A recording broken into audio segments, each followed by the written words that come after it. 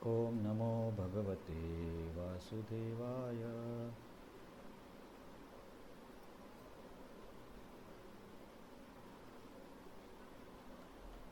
ओम नमो भगवते वासुदेवाय।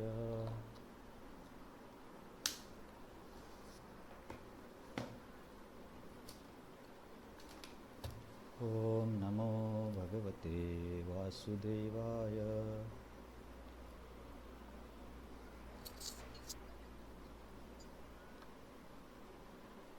हरे कृष्णा. आपण आज आणि येत्या रविवारी या 2 दिवसामध्ये हा अध्याय पूर्ण करूया.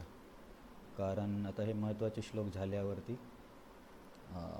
विभूती वर्णनामध्ये जास्त काही चर्चा नाही आहे. तर पुढच्या आठवड्यात सोमवारऐवजी मी रविवारी क्लास घेईल, कारण मी सोमवारी बाहेर आहे. तर आपल्याला या 2 आठवड्यामध्ये 2 क्लासमध्ये कंप्लीट करायचं आहे. तर वेळ पण वाचवावा लागेल. आज मी थोडं रिव्हिजन आणखीन सिम्प्लिफाय करण्याचा प्रयत्न केला. तुम्ही वाटल्यास लक्षात ठेवा किंवा लिहून घ्या.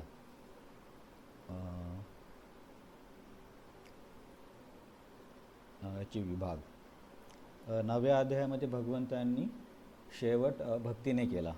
मनमना भव मद भक्तो मध्याजी माम नमस्करू.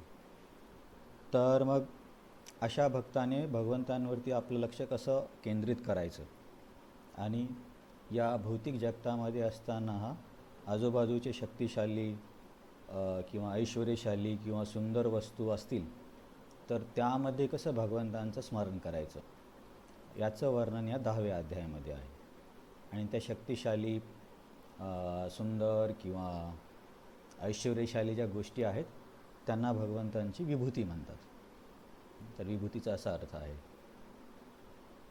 तर या अध्यायामध्ये 2 गोष्टी आहेत, 2 विभागामध्ये म्हणू शकतो आपण.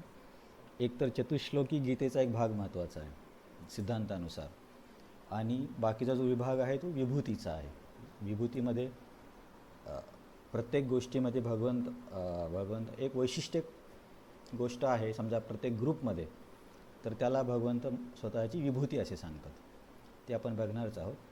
तर आता मी तुम्हाला एक क्विक रिव्हिजन सांगतो. तर पहिल्या 7 श्लोकांना आपण एका विभागामध्ये ठेवतो आहे. त्याचा विभागाचं नाव असं आहे की भगवंतांना जाणणं शक्य नाही. हा पहिला विभाग आहे 1 ते 7चा. भगवंतांना जाणणं शक्य नाही आणि हे समजून जीव भगवंतांची सेवा करतो. आता हे कसं ते आपण बघूया.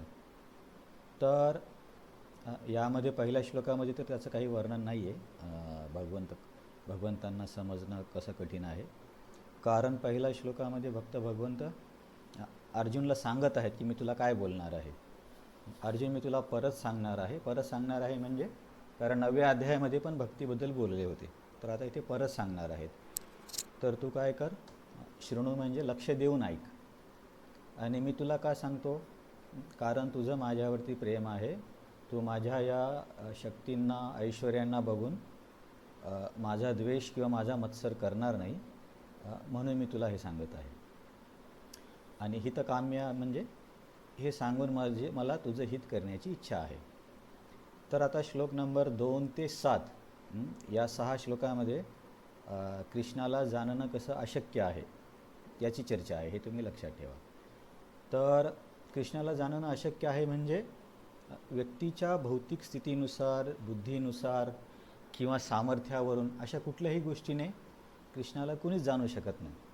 समजा एखाद्या व्यक्तीचा IQ 200+ आहे किंवा एखाद्या व्यक्तीकडे काही सिद्धी आहेत, तर अशी कुठलीही गोष्ट नाही आहे की ज्याच्या सहाय्याने तो म्हणू शकतो की मी कृष्णाला पूर्णपणे जाणू शकेल. तर यामध्ये दुसऱ्या श्लोकात भगवंत म्हणतात की मला सुरगणा म्हणजे देवता पण जाणू शकत नाहीत आणि महर्षी पण जाणू शकत नाहीत. तर त्याचं कारण काय आहे की मुलाला वडिलांच्या जन्माबद्दल तेव्हाच कळेल जेव्हा वडील सांगतील. तर दुसऱ्या श्लोकात भगवंत म्हणतात की देवता आणि महर्षी या सर्वांचा आधी मी आहे. तर त्या कारणामुळे मला कुणीही पूर्णपणे जाणू शकत नाही. तर इथे एक गोष्ट अशी आहे की भौतिक सामर्थ्याने, पदाने, जसे की आता हे देवता आहे त्यांचं हे भौतिक पद आहे, या सामर्थ्याने भगवंतांना जाणता येत नाही, परंतु भक्तीने किंवा भगवंतांच्या कृपेने त्यांना काही प्रमाणात जाणता येऊ शकतं.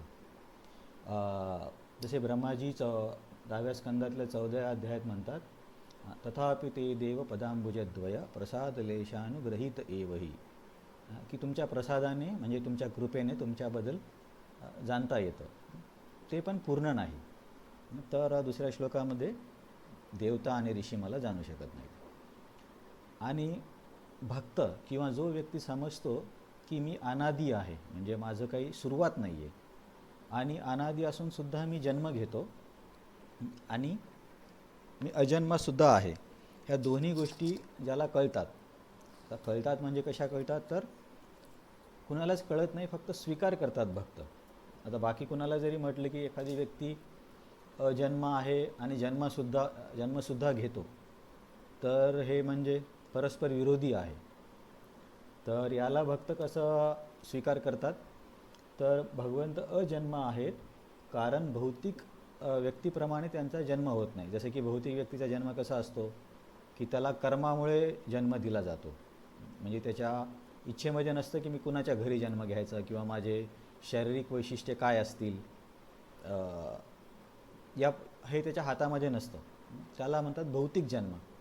परंतु भगवंतांचा जन्म तसं नाही, ते ठरवतात की माझे मातापिता कोण असणार, मी या जन्मामध्ये काय कार्य करणार, ते पूर्णपणे स्वतंत्र आहेत. म्हणून या दृष्टिकोनाने ते अजन्म आहेत. आणि जन्म कसे मग, कारण ते बालकाच्या रूपामध्ये येतात आणि देवकीच्या गर्भामध्ये पण येतात, तर या दृष्टिकोनातून ते जन्म पण घेतात. म्हणून ह्या दोन्ही गोष्टी होतात. मग या दोन्ही गोष्टींना समजणे शक्य आहे का? नाही. म्हणूनच याला म्हणतात अचिंत्य भेद अभेद तत्व. अजन्मा पण आहे आणि जन्मा पण आहे, त्यांना तुम्ही समजू शकता का? नाही. मग कसं काय तुम्ही स्वीकार करता? कारण भगवंतांची शक्ती अचिंत्य आहे, या सहाय्याने भक्त किंवा साधक या गोष्टीचा स्वीकार करतात. मायावादी लोक याला कसे समजतात, की अजन्म आहे ते सत्य आहे, जन्म आहे ती माया आहे. आत्माराम जे आहे ते सत्य आहे, गृहस्थ आश्रमामध्ये जो आहे तो माया आहे, असं त्यांचं म्हणणं आहे. तर ते चुकीचं आहे. किंवा एखादा व्यक्ती बोलला की मला जन्मा दोन्ही समजलं, असं जर कोणी म्हणत असेल ते पण चुकीचं आहे, कारण याला समजणं शक्य नाही. केवळ अचिंत्य शक्तीनेच स्वीकार करू शकतो, समजू शकत नाही. तर या तिसऱ्या श्लोकामध्ये असा व्यक्ती सांगतात की ज्याला माहिती आहे भगवंत अजन्मा आहेत आणि जन्मासुद्धा आहे, तो अचिंत्य शक्तीच्या सहाय्याने याचा स्वीकार करतो. आणि त्याचबरोबर भगवंत सर्व जगाचे स्वामीसुद्धा आहेत. याच्यामध्ये आपण बघितलं होतं की जीवसुद्धा अजन्म आहे, परंतु ते शरीर बदलतं. मग म्हटलं आपण की मुक्त जीव पण अजन्म आहे, त्यांचं शरीर बदलत नाही. मग त्याला आपण म्हटलं की परंतु त्यांच्या मुक्तीला सुरुवात आहे. अशी चर्चा करताना आपण शेवटी बघितलं की भगवंत अजन्मा पण आहे, त्यांचं शरीर पण बदलत नाही, त्यांच्या मुक्तीला सुरुवात पण नाही, आणि ते सर्वाचे स्वामी आहेत. तर या गोष्टीला, या सिद्धांताला जो व्यक्ती स्वीकारतो, असमूढ म्हणजे त्या व्यक्तीच्या मार्गामध्ये अडथळे येत नाहीत. तिथं प्रभुपादांनी असमूढला काय दिलं? असमूढ समर्थेषु मोहरहितचा अर्थ असा आहे की या व्यक्तीच्या भक्तीमध्ये काही अडथळे येत नाहीत. कोणता व्यक्ती जो जन्मा आणि अचिंत्य तिन्हीला स्वीकारतो आणि भगवंत कसे सर्व लोकाचे महेश्वर म्हणजे स्वामी आहेत, अशा व्यक्तीच्या भक्ती मार्गातील सर्व अडथळे दूर होतात. किंवा यालाच प्रभुपाद म्हणतात सर्व पापे प्रमुच्यते. तर या भक्तीच्या मार्गातील अडथळे दूर होणे हा अर्थ विश्वनाथ चक्रवर्ती ठाकूरांनी दिला आहे. आणि प्रभुपाद म्हणतात की तो पापापासून मुक्त होतो. तर दोन्हीचा अर्थ एकच आहे. जेव्हा व्यक्तीचे पाप दूर होतात, पाप म्हणजे काय की भौतिक इच्छाचे संस्कार, तर ते दूर झाल्यावरच आपोआपच त्याच्या भक्तीमधले अडथळे दूर होतील. हा झाला श्लोक नंबर 3. आपण पहिल्या 7 श्लोकांचा एका गटात अभ्यास करतोय. पहिल्या श्लोकामध्ये भगवंत म्हणतात की मी तुला का सांगत आहे. 2 ते 6 मध्ये त्यांना जाणणं कसं अशक्य आहे याचं वर्णन आहे. दुसऱ्यामध्ये देवता आणि ऋषी जाणू शकत नाहीत, कारण त्यांच्या आधी भगवंत आहेत. तिसऱ्यामध्ये जो व्यक्ती त्यांचा जन्म अजन्म अचिंत्य लोकमहेश्वर या गोष्टीला स्वीकारतो, त्याच्या भक्तीमधील सर्व अडथळे दूर होतात, किंवा प्रभुपाद म्हणतात त्याची पापं दूर होतात. तर आता श्लोक नंबर 4 आणि 5 मध्ये वेगवेगळ्या गुणांचं वर्णन करतात भगवंत, किंवा गुणांची नावं आहेत. जसे बुद्धी, ज्ञान, क्षमा, सत्यम. तर हे सांगण्याचं कारण असं आहे की भौतिक ज्ञान मिळवण्यासाठी या गोष्टी मदत करतात. गीतेच्या 13व्या अध्यायामध्ये पण श्लोक क्रमांक 8 ते 12मध्ये असंच वर्णन येतं.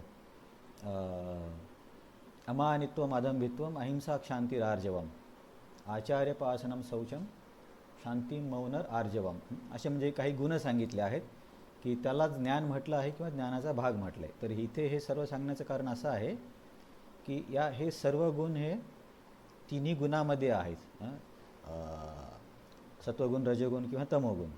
आणि ही बुद्धीसुद्धा सत्वगुणीच आहे, कारण सृष्टीसृजनाच्या वेळेस महत्त्व जो सत्वगुणी असतो त्यापासून बुद्धी तयार होते. तो थोडा किचकट भाग आहे. फक्त एवढे लक्षात ठेवा की या सर्व गोष्टींच्या सहाय्याने 4 आणि 5च्या मध्ये वर्णन केलेल्या मुद्द्यांच्या सहाय्याने किंवा लक्षणाच्या सहाय्याने आपल्याला ज्ञान मिळवता येतं, भौतिक ज्ञान.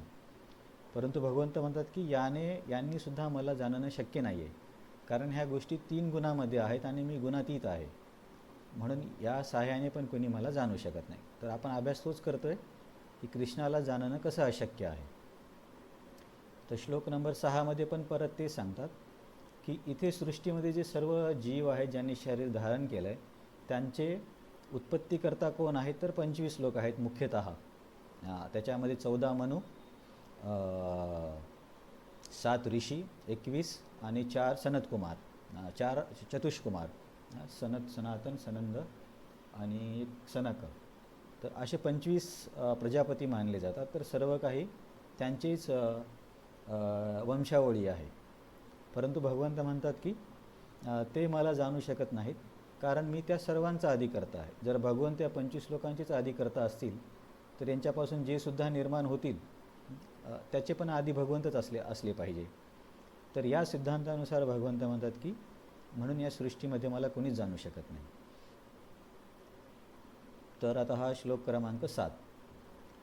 श्लोक क्रमांक 7मध्ये जो व्यक्ती भगवंतांच्या विभूतीचा स्वीकार करतो, कुठल्या विभूती आता जे या अध्यायामध्ये समोर सांगण्यात येणार आहेत त्या, आणि याच्यापूर्वी 7व्या, 9व्या 7व्या आणि 8व्या अध्यायामध्ये पण काही विभूती सांगितल्यात, जसे की रसोमप्स कौंतेय, प्रभास्मी शशी सूर्यो, पुण्यगंध पृथ्व्यांश, पाण्याची चव मी आहे, पृथ्वीमधील सुगंध मी आहे. हे जे आधी सांगितले होते त्या पण विभूती आहेत. विभूती म्हणजे भगवंतांचं एक वैशिष्ट्य किंवा ऐश्वर्य. तर जो व्यक्ती या विभूतींना जाणतो आणि योग म्हणजे भक्ती, जो व्यक्ती या विभूतींना जे ते सांगितलं आहे आणि आता मी सांगणार आहे त्यांना जाणतो आणि या भक्तियोगाचा स्वीकार करतो, तो असा व्यक्ती बाधारहित भक्ती, सो अविकल्पेन योगेन युज्यते नात्र संशय.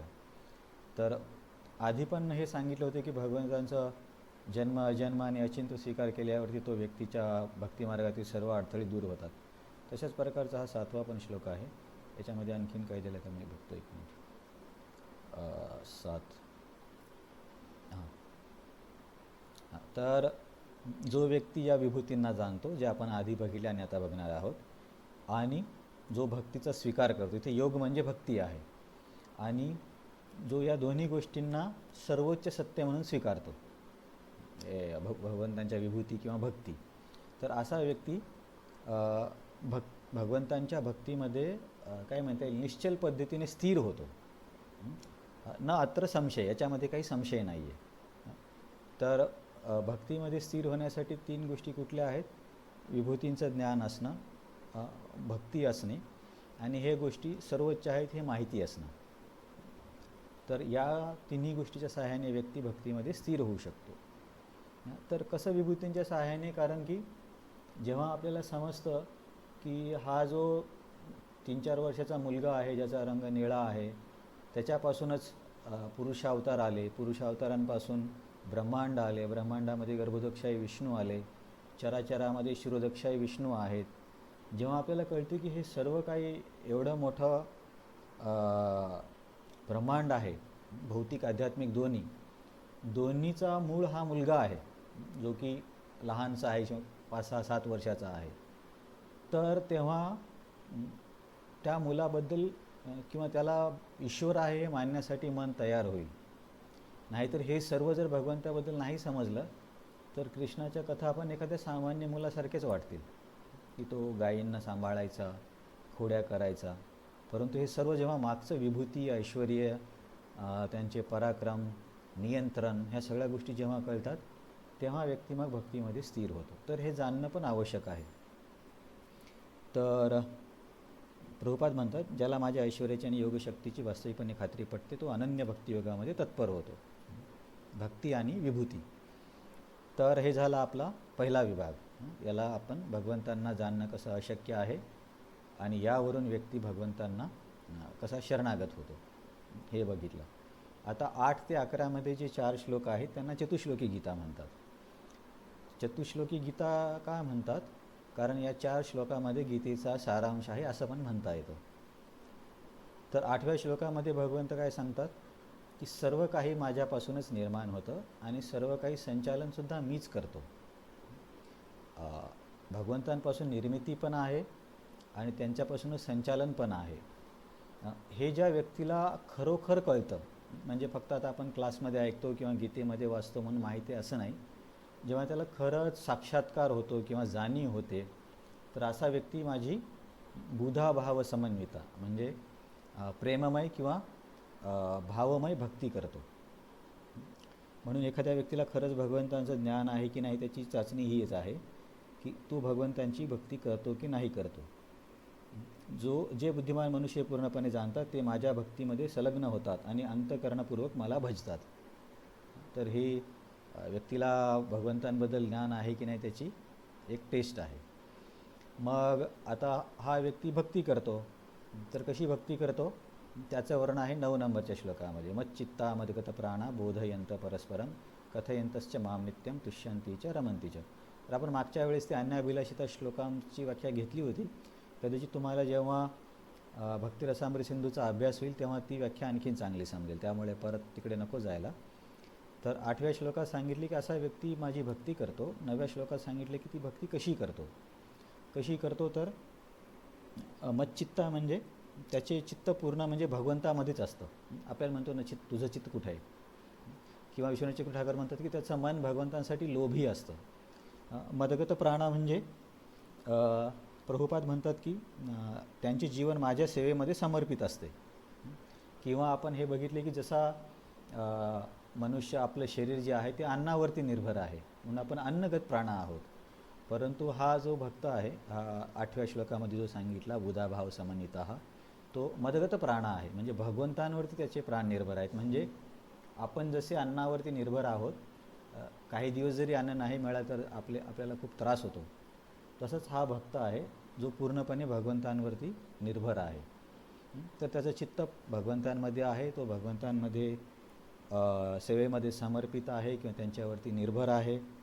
आणि असे भक्त मग एकमेकांशी मिळाल्यावरती काय करतात, बोधयंत परस्परम कथयंतश्च माम नित्यम.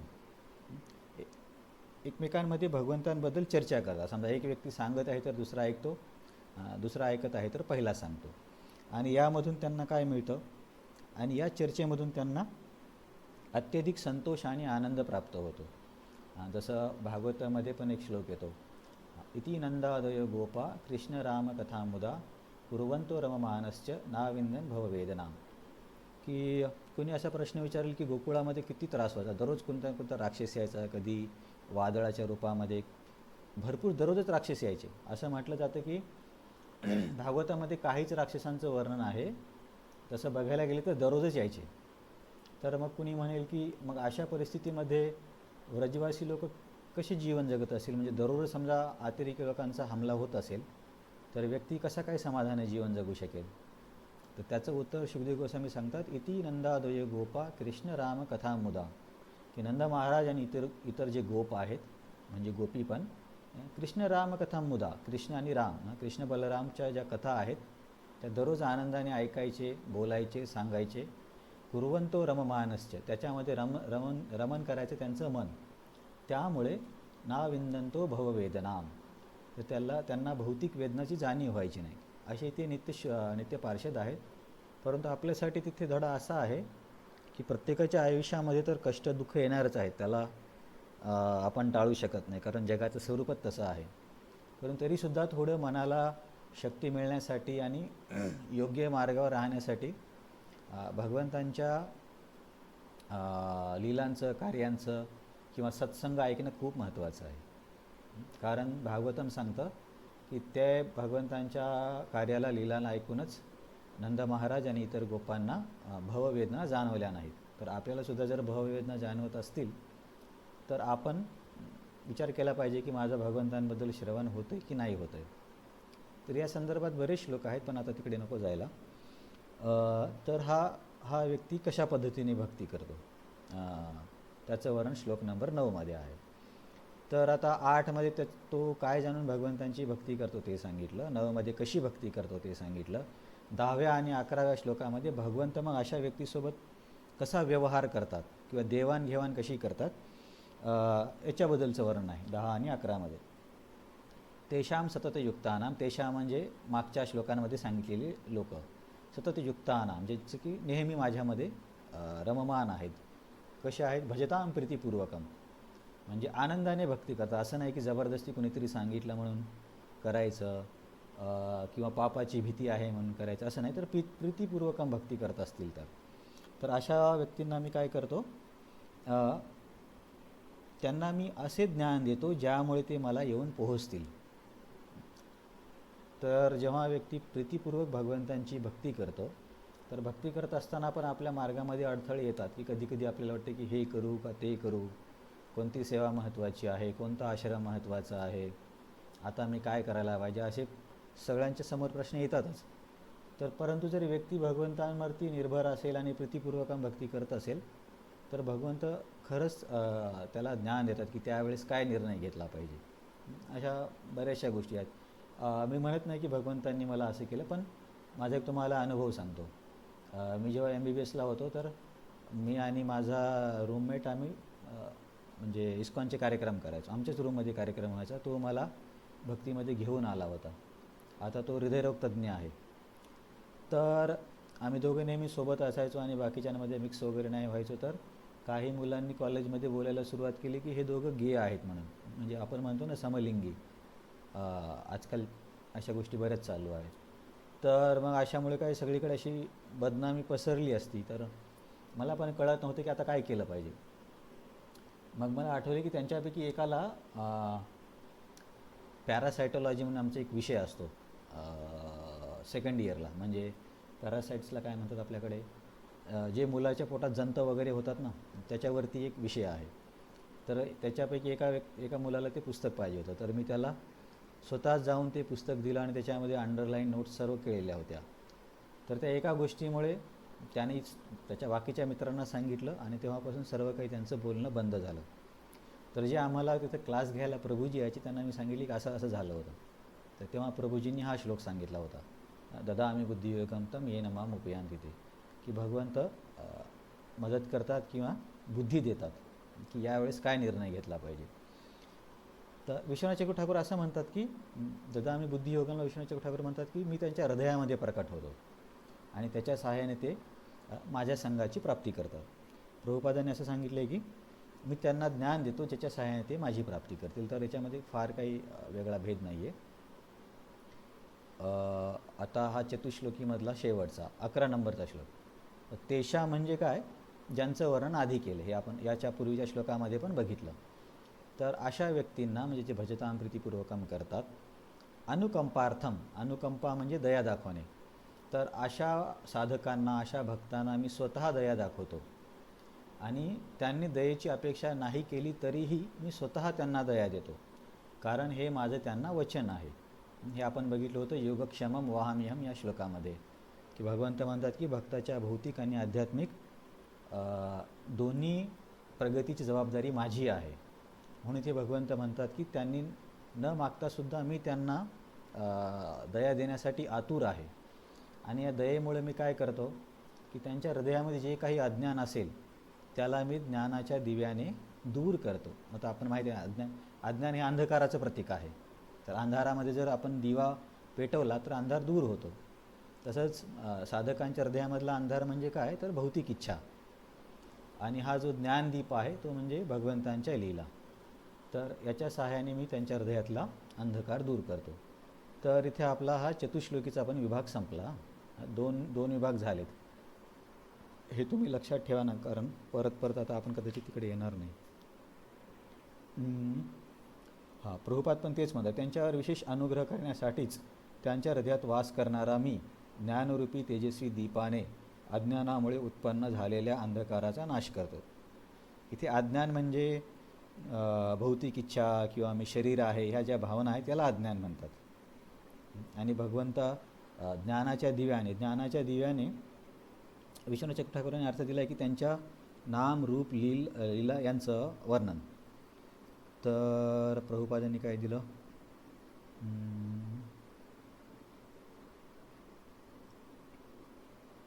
अध्ययनाद्वारे मनुष्य भगवंतापूर्ण शरण जाऊन शुद्ध भक्तीमध्ये युक्त होऊ शकतो. प्रभुपादांनी असं एक्झॅक्टली काय सांगितलं नव्हतं, ज्ञानदीप कशाला म्हटले. हां, शुद्ध भक्ताच्या हृदयात श्रीकृष्ण सदैव वास करीत असतात आणि सूर्यसम श्रीकृष्णांच्या उपस्थितीमुळे अज्ञानरूपी अंधकार तत्काळ नष्ट होतो. तर असा अर्थ दिले प्रभुपादांनी की भगवंतांना इथे हे केलं आहे, दीपाची उपमा दिली आहे. तर हा झाला आपला चतुश्लोकीचा विभाग. आता श्लोक नंबर हे बोलून झाल्यावरती आता अर्जुन बोलते. 8 ते 11 मध्ये भगवंत बोलले. आता हा जो पुढचा विभाग आहे श्लोक क्रमांक 12 ते 18, हा तिसरा विभाग आहे, लक्षात ठेवा. याच्यामध्ये अर्जुन भगवंतांचा जो स्तर आहे किंवा त्यांची महती आहे किंवा काय म्हणू शकतो आपण, की जे भगवंतांनी आता त्यांच्याबद्दल सांगितलं आहे की मी कसा आहे, मला जाणणं कसं अशक्य आहे वगैरे, या सगळ्या गोष्टींचा स्वीकार करतो. आणि स्वीकार करून भगवंतांना विनंती करतो की मला तुमच्या ऐश्वर्यांबद्दल सांगा. ऐश्वर्यांबद्दल म्हणजे विभूतीबद्दल. तर 12 आणि 13 मध्ये अर्जुनचं मत आहे किंवा अर्जुनचा साक्षात्कार आहे. अर्जुनचा साक्षात्कार काय आहे, काय कळलं त्याला एवढं गीता ऐकून. अर्जुन म्हणतो की मला हे कळलं की परब्रह्म तुम्ही आहात. जसे मायावादी ब्रह्म निराकार ज्योती म्हणतात ना, तर अर्जुन म्हणतो त्या ब्रह्माचा पण आधार जो आहे परब्रह्म, जसे की गीतेमध्ये पण आहे 14व्या अध्यायामध्ये आपण म्हणले ब्रह्मोन ही प्रतिष्ठाहम. तर हे परब्रह्म तुम्ही आहात. परमधाम, परमधामचा अर्थ असा दिला की तुमचं हे जे श्यामसुंदर स्वरूप आहे ते परम आहे. प्रभुपादांनी काय घेतलं ते बघूया. तुम्हीच पुरुषोत्तम भगवान, परमधाम, परम पवित्र. प्रभुपादांच्या तसं घेतलं वाटतं, ठीक आहे. तर परम पवित्र म्हणजे तुम्ही सर्वांना पवित्र करणारे आहात. जसं की आपण म्हणतो ना की भगवंतांचं नाव पवित्र करतं, तर भगवंतांचं नाव आणि भगवंतांमध्ये काही फरक नाही आहे. तर पवित्र करण्यामध्ये प्रभुपादांनी सांगितलं वाटतं की जो व्यक्ती भगवंतांचं दर्शन होतो त्या दर्शनानेच तो पवित्र होतो. तर हे पण महत्त्वाचं आहे, हे पवित्र या शब्दावरून, की भगवंतांचं दररोज दर्शन घेणं महत्त्वाचं आहे, कारण आपण दररोज अपवित्र होतो. तर तुम्ही परब्रह्म आहात, तुमचं हे स्वरूप शाश्वत परमधाम आहे, तुम्ही परम पवित्र आहात आणि तुम्ही शाश्वत पुरुष आहात. आदिदेवम अजम विभूम, आणि तुम्ही सर्व देवतांचे आदी आहात, तुम्ही अजन्म आहात. हे मी तुम्हाला तुमच्याबद्दल मी जाणलं आहे. तर मग प्रश्न असा येईल की अर्जुन तर भगवंतांचा मित्र आहे म्हणून त्यामुळे कदाचित त्यांची बढाई करत असेल. तर अर्जुन म्हणतो नाही, असं नाही आहे. 13 मध्ये सांगतो की मी एकटा बोलत नाही आहे, आहुस त्वाम ऋषये सर्वे. कोणते कोणते ऋषी बोलले, देवर्षी, असितो, देवलो, व्यासः. अशा मोठ्या मोठ्या ऋषींचे नावं सांगितले म्हणजे बाकी सगळे इन्क्लूड झाले. व्यासदेवांचं नाव आलं म्हणजे सर्व वैदिक साहित्य आलं, कारण त्यांनीच तर वैदिक ग्रंथ लिहिले. तर हे जर असे महान व्यक्ती जर स्वीकार करत असतील तर याचा अर्थ मी जे बोलतो आहे ती खुशामत नाही आहे, तर सत्य आहे. आणि तुम्ही स्वतः पण हे सांगत आहात. म्हणून आपण याच्यावरती चर्चा केली होती की जो मायावादाचा सिद्धांत आहे किंवा लोक स्वतःलाच ईश्वर वगैरे म्हणतात किंवा कृष्ण एक काल्पनिक आहे असं जे म्हणतात, त्या सर्वाला तर इथं गीता तर काहीच आधार देत नाही आहे. आणि बरेचसे लोक गीतेवरतीच अशा प्रकारची टीका लिहितात, त्याच्यातून ते असं स्पष्ट करण्याचा प्रयत्न करतात. म्हणून आपण बघितलं होतं की ज्या पद्धतीने अर्जुनने समजून घेतलं आहे त्या पद्धतीने आपण समजून घेतलं पाहिजे, नाहीतर मग आपल्याला हे होईल, काय म्हणतात, दिशाभूल होऊन जाईल. 14व्या श्लोकामध्ये अर्जुन काय म्हणतो की तुम्ही जे काही बोलले आतापर्यंत तुमच्याबद्दल, मी त्या सर्वाला एतद ऋतम म्हणणे, ऋतम म्हणजे सत्य, सत्य म्हणून मी त्याचा स्वीकार करतो. आणि हे केशवा, तुम्हाला तर ब्रह्मा आणि शिवजीसुद्धा जाणू शकत नाहीत, कारण केशव या शब्दाचा आपण अर्थ बघितला होता. क म्हणजे ब्रह्मा, ईश म्हणजे महादेव किंवा शिवजी. तर तिथे असा अर्थ आहे की तुम्ही तुमच्या योगमाये शक्तीने किंवा प्रेममयी शक्तीने यांना पण हे करता, काय करता, बद्ध करता. आपण बघितले ना ब्रह्मविमान लीलेमध्ये ब्रह्माजी नाही जाणू शकले भगवंतांना. तर इथे अर्जुन म्हणतो की हे एवढे महान व्यक्ती जर तुम्हाला जाणू शकत नाहीत, मग देवता, दानव, मानव यांच्या चर्चा करण्याची गरजच नाही. याचा अर्थ तुमच्या जन्माबद्दल, तुमच्या रूपाबद्दल जाणणं एवढं सोपं नाही आहे, किंवा हे लोक जाणू शकत नाही आहेत. हां, तर श्लोक नंबर 15मध्ये मग असं आहे की ठीक आहे, मग तू म्हणतो की कोणी जाणू शकत नाही, देवता नाही, दानव नाही, मानव नाही, मग कोण जाणतं मला? तर अर्जुन म्हणतो की तुम्हाला स्वतःच जाणू शकता, बाकी कोणी जाणू शकत नाही. स्वयं एवात्मनात्मानम, तुम्ही स्वतः. एवात्मनात्मानमचा अर्थ होतो स्वतःच्या सहाय्याने स्वतःला जाणून घेता. असं नाही की कृष्णाला जाणून घ्यायचं की मी कोण आहे, त्याच्यासाठी कृष्ण कोणत्या तरी बाबाकडे गेला किंवा ज्योतिष्याकडे गेला किंवा काही चिंतन केलं, त्याच्या सहाय्याने त्याला कळलं असं नाही आहे. स्वतःच्या सहाय्यानेच ते जाणू शकतात. म्हणून स्वयं म्हणजे स्वतः. एवात्मनात्मानम व्यथत्वम पुरुषोत्तम. व्यथ म्हणजे जाणणे, तुम्ही स्वतःला जाणता, हे पुरुषोत्तम. पुरुषोत्तमचा प्रभुपादांनी काय अर्थ दिला बघूया. हां, पुरुषोत्तमचा इथे अर्थ असा होतो की जे पुरुष अवतार आहेत, महाविष्णू, गर्भदक्षा विष्णू, श्रीदक्षा विष्णू, यांच्यामध्ये तुम्ही श्रेष्ठ आहात. मग भूतभावन भूतेश याचा अर्थ होतो की सर्व निर्मितीकर्त्यांचे तुम्ही निर्माता आहात. जसे की सगळ्यांची निर्मिती कोण करतं ब्रह्मांडामध्ये? तर ब्रह्माजी. किंवा आपण नंतर बघितलं मग ब्रह्माजी नंतर प्रजापती असतात. तर ब्रह्माजींचे पण उत्पत्ती भगवंतांपासून होते, म्हणून तुम्ही भूतभावन भूतेश, कर्त्यांचे पण करता किंवा निर्मिती करता तुम्ही आहात. आणि देवदेवाचा अर्थ असा होतो की तुम्ही देवतांचं सहाय्य घेऊन वेगवेगळ्या प्रकारच्या लीला करता. आणि कुणी म्हणेल की ठीक आहे,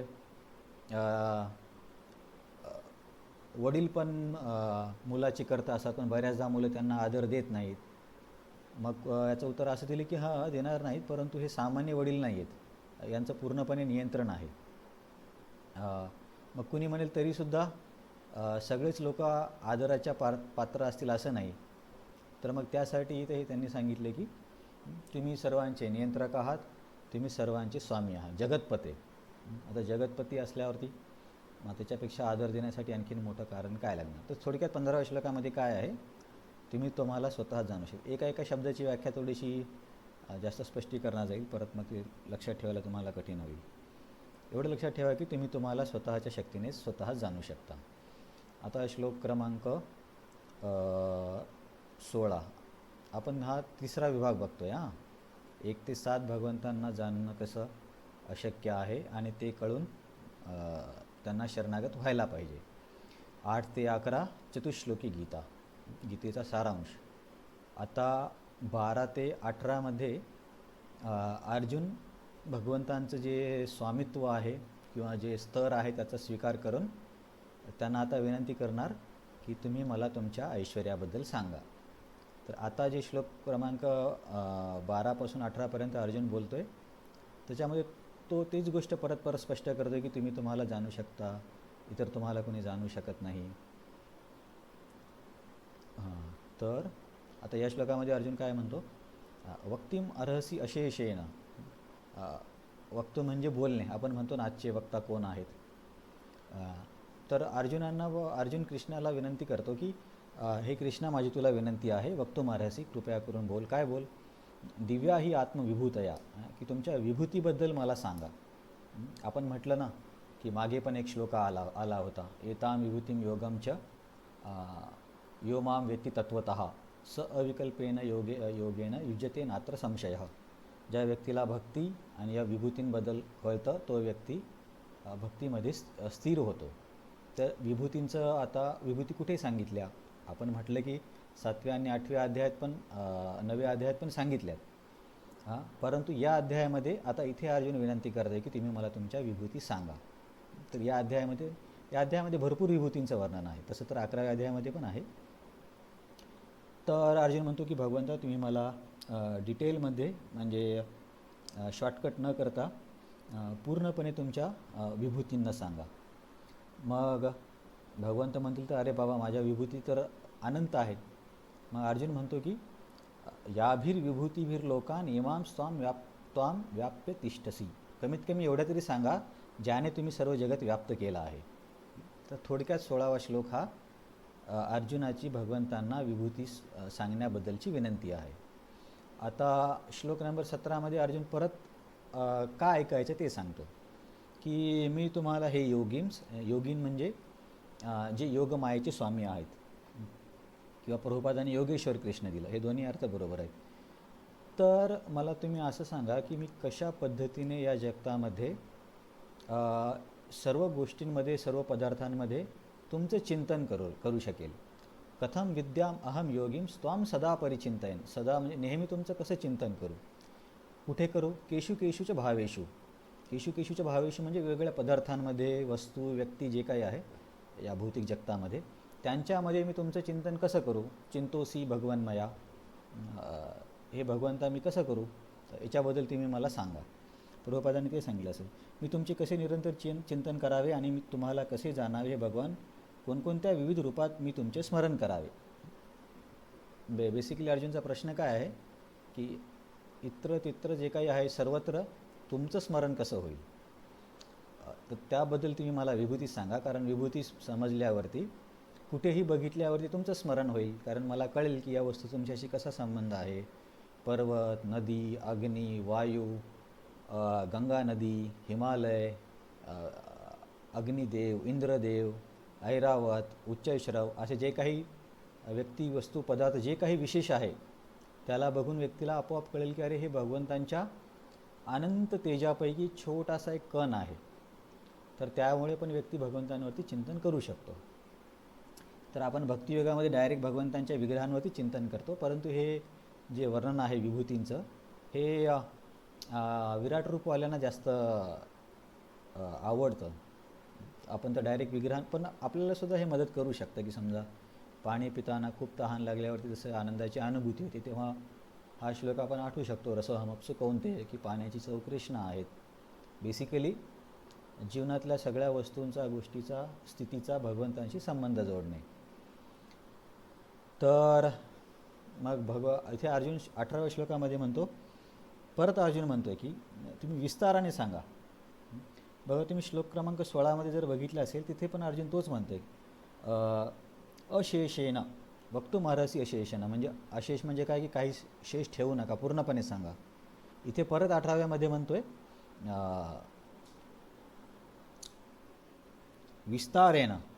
विस्तार करून म्हणजे पूर्णपणे सांगा, की असं नाही की शॉर्टकटमध्ये सांगून पळवलं. जसं की आपण परीक्षित महाराजांचं पण बघितलं ना, 10व्या स्कंद सुरू होण्याच्या आधी ते बोलले की अरे तुम्ही इतक्या फास्ट का पळवल्या कृष्णाच्या लीला, 2-3 श्लोकामध्ये तुम्ही कंप्लीट करून टाकलं. असं नका करू, विस्तारामध्ये सांगा. ते जर तसं जर परीक्षित महाराज बोलले नसते तर आपल्याला 10वा स्कंदच भेटला नसता. त्याच पद्धतीने अर्जुन पण इथे म्हणतो की अर्जुन हा परीक्षित महाराजांचा आजोबा आहे, की आपण म्हणतो ना एका कुळातले लोक एकसारखे. तर अर्जुन पण म्हणतो की तुम्ही मला विस्ताराने सांगा. मग कुणी म्हणाल अरे एवढं विस्ताराने ऐकण्याची काय गरज आहे बाबा, एवढं कुठं ऐकत बसशील. तर अर्जुन म्हणतो भूय कतः तृप्तिर्हि शृण्वतो ना अस्ति मे अमृतम. तुमच्याबद्दल कितीही श्रवण केलं तरी माझी तृप्ती होत नाही.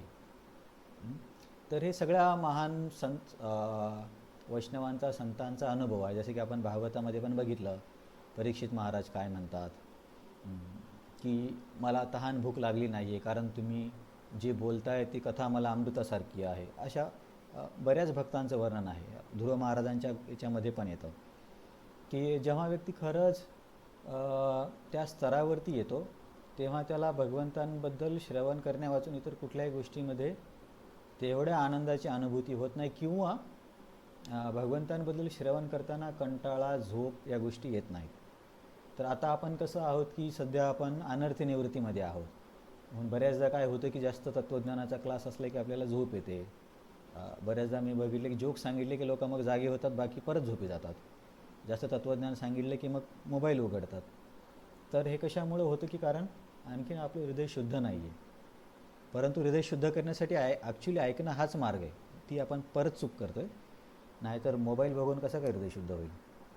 तर सांगण्याचा अर्थ हा आहे की ज्याची आपण तुलनेच्या सोबत केली ना, की कावीळच्या रुग्णाला सगळं काही कडू लागतं म्हणून त्याला उसाचा रस देतात. तर उसाचा रस पण कडू लागतो, परंतु त्या रसानेच त्याचा आजार दूर होतो आणि एक दिवस अशी वेळ येते की त्याला तो उसाचा रस गोड लागायला लागतो. हे आयुर्वेदामध्ये केलं जातं. तसंच आपल्याला पण हे भौतिक संसाररूपी कावीळ आहे, त्याच्यामुळे कृष्णाच्या कथा आपल्याला कडू लागतात. मोबाईलमध्ये पटकन इंटरेस्ट येतो किंवा फिल्मी गाणे मूव्हीज हे ऐकावेसे वाटतात, परंतु कृष्णाबद्दल ऐकायला एवढा इंटरेस्ट येत नाही.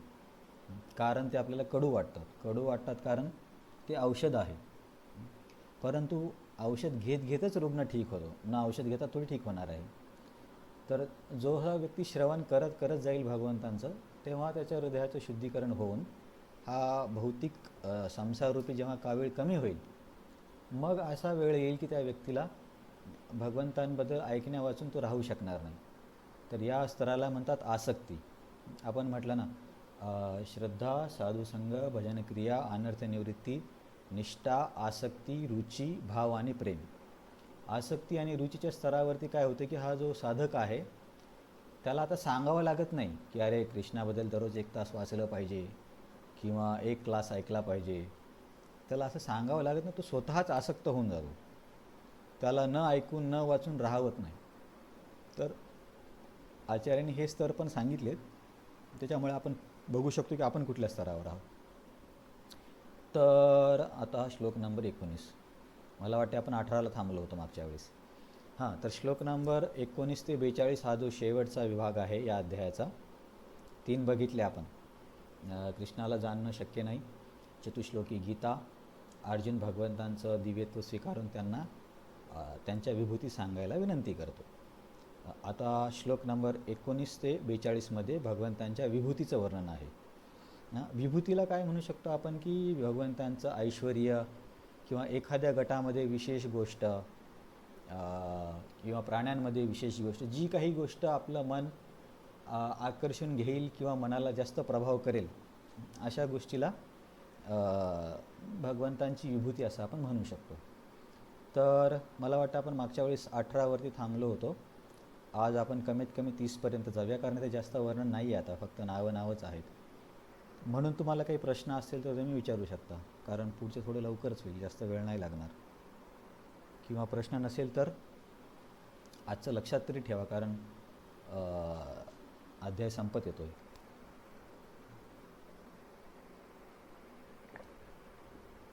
ठीक आहे, तुम्ही बोलत नाही म्हणजे प्रश्न नाही आहे. तर श्लोक नंबर 19 आपण गाऊया. आता अर्जुनने विनंती केल्यावरती इथून भगवंत बोलायला सुरुवात करतात. श्री भगवान उवाच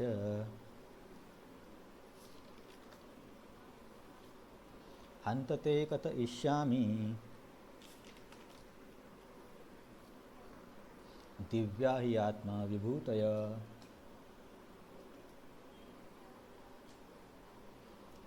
प्राधान्यतः कुरु श्रेष्ठ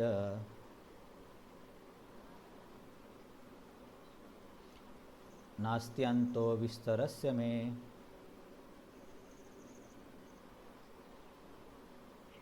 तर अर्जुनने विनंती केली की मला तुम्ही तुमच्या विभूतीबद्दल सांगा.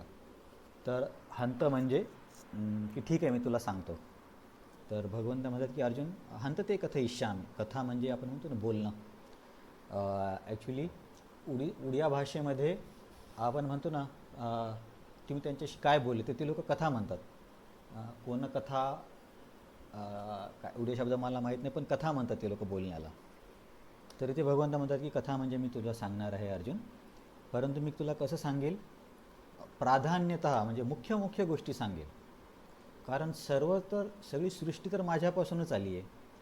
कारण आपण 8व्या श्लोकामध्ये बघितलं, अहम सर्वस्य प्रभो मत्त सर्वं प्रवर्तते. तर सर्व काही माझी शक्ती, सगळं काही माझीच विभूती आहे. त्यामुळे सगळ्या गोष्टीचं वर्णन करणं तर अशक्य आहे, तू किती ऐकत बसशील.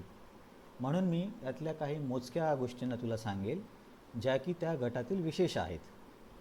प्राधान्यतः म्हणजे मुख्य गोष्टी तुला सांगेल. कारण काय, ना अस्ति अंतो विस्तरस्य मे. माझ्या न अस्ति म्हणजे नाही आहे, अंत म्हणजे शेवट, विस्तरस्य म्हणजे माझ्या विस्तारांना किंवा माझ्या अभिव्यक्तीला किंवा माझ्या विभूतींना. तर 9व्या श्लोकामध्ये 19व्यामध्ये भगवंत अर्जुनाला म्हणतात की ठीक आहे, मी तुला सांगतो, परंतु सर्व सांगणं तर कठीण आहे, कारण सगळं काही माझ्यापासूनच तयार होतं. तरीसुद्धा मी तुला प्रत्येक गटामध्ये जे काही विशेष आहे ते सांगेल. प्राधान्यतः ज्या गोष्टी आहेत, प्रमुख गोष्टी मी तुला सांगेल. प्राधान्य म्हणजे प्रमुख. तर असे इथं भगवंत म्हणतात, कारण की माझ्या विभूतींना अंत नाही आहे. तर आता विभूतीबद्दल काही गोष्टी तुम्ही लक्षात ठेवा. विभूती म्हणजे काय? तर विभूती ही भौतिक गोष्टसुद्धा असू शकते आणि आध्यात्मिक गोष्टसुद्धा असू शकते. कारण आता आपण ते बघणार आहोत की काही आध्यात्मिक गोष्टींना पण भगवंत स्वतःची विभूती म्हणतात आणि काही भौतिक प्राण्यांना पण स्वतःची विभूती म्हणतात. म्हणून विभूती ही दोन्ही गोष्टी असू शकतात, आध्यात्मिक आणि भौतिक. परंतु त्याचा अर्थ काय होतो की ह्या गोष्टी भगवंतांच्या शक्ती दर्शवतात किंवा भगवंतांचं विशेषत्व दर्शवतात, त्याला विभूती म्हणतात. म्हणून विभूती दोन्ही पण आहेत, आध्यात्मिक पण आणि भौतिक पण. आणि या सर्व विभूतींना विचारण्याचं कारण काय होतं? का बरं अर्जुनने विचारलं मला विभूती सांगा? कशासाठी विचारलं त्याने?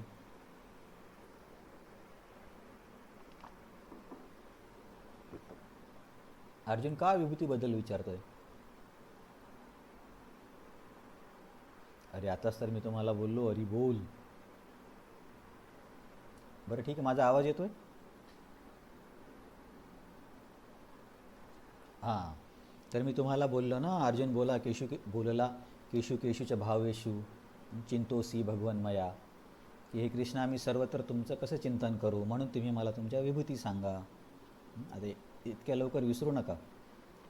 तर त्यासाठी अर्जुन भगवंतांच्या विभूतीबद्दल विचारतोय.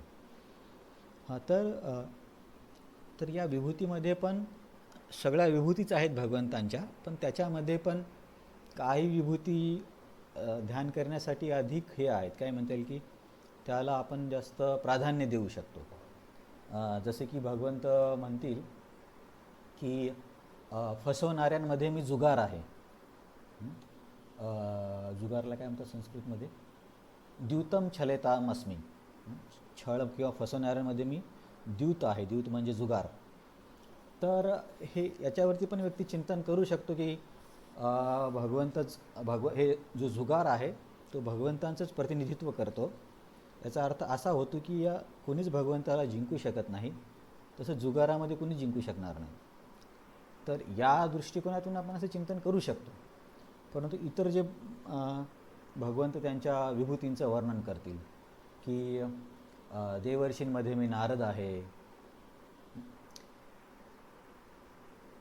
पर्वतांमध्ये मेरू आहे, अशा ज्या काही म्हणजे मी काय म्हणू की पॉझिटिव्ह गोष्टी आहेत. तर विभूतीमध्ये पण काही गोष्टींवरती पसंती आपली कमी जास्त असू शकते. काही नकारात्मक गोष्टी पण सांगितल्यात. मग त्याच्यावरती चिंतन करण्यापेक्षा त्यातल्या काही निवडक गोष्टींवरती चिंतन करण्याला जास्त प्राधान्य दिलं जातं. जसं की ह्या सगळ्या गोष्टींवर चिंतन करण्यापेक्षा आपण भगवंतांच्या विग्रहांवरती चिंतन करू शकतो. म्हणून विभूतीमध्ये पण सगळ्याच विभूतींचे चिंतन केलं पाहिजे असं नाही आहे. तर हे वर्णन खास करून अशा लोकांसाठी आहे की ज्यांना हे विराट रूप वगैरे खूप आवडतं.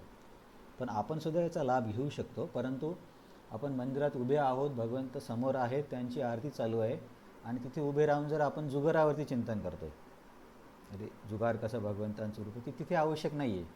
कारण त्या विभूतीपेक्षा श्रेष्ठ व्यक्तिमत्व समोर आहे. तर हे समजलं पाहिजे. तर विभूती म्हणजे अशी काही शक्तिशाली वस्तू, व्यक्ती की जी भगवंतांच्या नियंत्रण करण्याच्या सामर्थ्याला दर्शवते, याला म्हणायचं विभूती. ही व्याख्या तुम्ही लक्षात ठेवा. विभूती म्हणजे काय? अशी शक्तिशाली वस्तू, व्यक्ती, पदार्थ जी भगवंतांच्या नियंत्रक शक्तीला दर्शवते. तर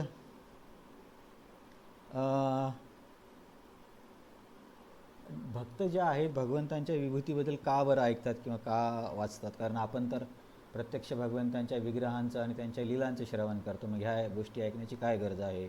की प्राण्यांमध्ये वाघ मी आहे, नंतर छळामध्ये मी जुगार आहे, हे सर्व भक्तांना ऐकण्याची काय गरज आहे? तर हे ऐकून आपण पूर्णपणे भगवंतांना समजू असा आपला भाव नसतो. बरं, ह्या सर्व विभूती आपण ऐकल्यावरती 10व्या अध्यायाच्या शेवटी आपल्याला भगवंत पूर्णपणे समजतील की नाही समजतील?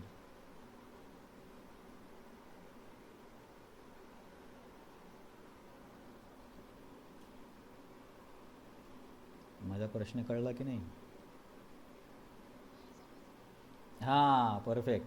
कारण भगवंतांनी आधीच सांगितलं ना की काही जरी झालं तरी मला पूर्णपणे जाणणं शक्य नाही आहे. तर त्यामुळे ह्या विभूती वाचून आपला असा उद्देश नाही की ह्या समजल्या म्हणजे मला कृष्ण समजून जातील, असं नाही आहे. तर आपण हे का वाचतोय की जसं आपण म्हटलं ना, अर्जुनचा कसा भाव आहे की अर्जुन म्हणतोय की मला तुमच्या ह्या गोष्टी अमृतासारख्या वाटत आहेत, म्हणून विस्ताराने सांगा, विस्ताराने सांगा. तर भक्तांचं हे ऐकण्यामागचा उद्देश तो असतो की अरे, माझे भगवंत किती श्रेष्ठ आहेत. ते म्हणतात की मी हिमालयासारखा अचल आहे.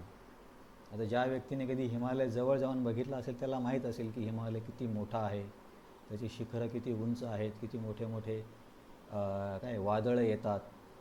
आणि त्या हिमालयाला भगवंत म्हणतात की हे माझ्या शक्तीचा एक छोटासा अंश आहे.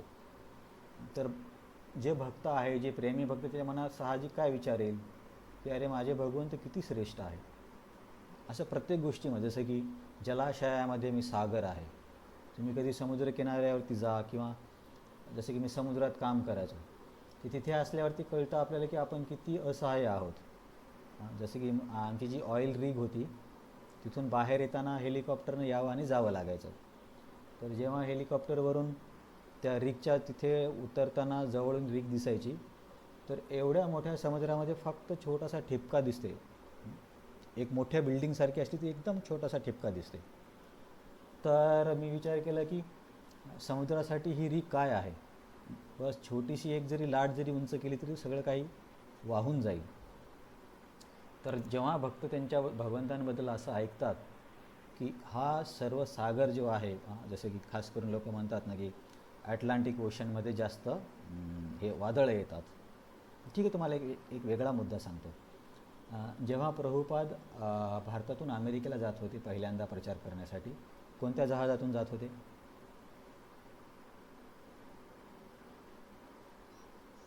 हां, त्याचं नाव काय होतं? हां, नाव काय होतं जहाजाचं? कोण बोलते, मला आवाजच समजत नाही. प्रभुपाद गेले त्या जहाजाचं नाव काय होतं? हां, जलदूत, जलदूत. हां, प्रभुपाद गेले त्या जहाजाचं नाव होतं जलदूत. आणि जलदूतचं कॅप्टनचं नाव काय होतं? जहाजाला कॅप्टन असतो ना. ठीक आहे, कदाचित तुम्ही ऐकलं असेल. तर त्या कॅप्टनचं नाव होतं पांड्या. पांड्या नावाचे कॅप्टन होते त्या जहाजाचे. तर मी तुम्हाला कशासाठी सांगतो आहे की भक्तांना भगवंतांच्या विभूतीबद्दल ऐकून माझे भगवंत किंवा माझे स्वामी किती श्रेष्ठ आहेत असा भाव येतो. त्याच्यामध्ये मी तुम्हाला 2 उदाहरणं दिले, हिमालयाचं आणि समुद्राचं. तर समुद्रामध्ये मी तुम्हाला बोललो की कसं आपल्याला असहाय्य वाटतं. तर याच्यामध्ये मी तुम्हाला सांगितले की अटलांटिक महासागरामध्ये वादळ जास्त वेळ असतात किंवा तिथे जास्त शक्यता असते वादळाची. आणि जेव्हा प्रभुपादांनी प्रवास केला तेव्हा त्या प्रवासामध्ये प्रभुपाद जेव्हा उतरले तेव्हा त्या जहाजाच्या कॅप्टनने सांगितलं की माझ्या जीवनामध्ये मी या महासागरात खूप वेळा जहाज घेऊन आलो आहे, पण जीवनातली ही पहिली वेळ आहे की हा महासागर एवढा शांत होता. नाहीतर इतकं शांतपणे इथे कधीच प्रवास करता येत नाही.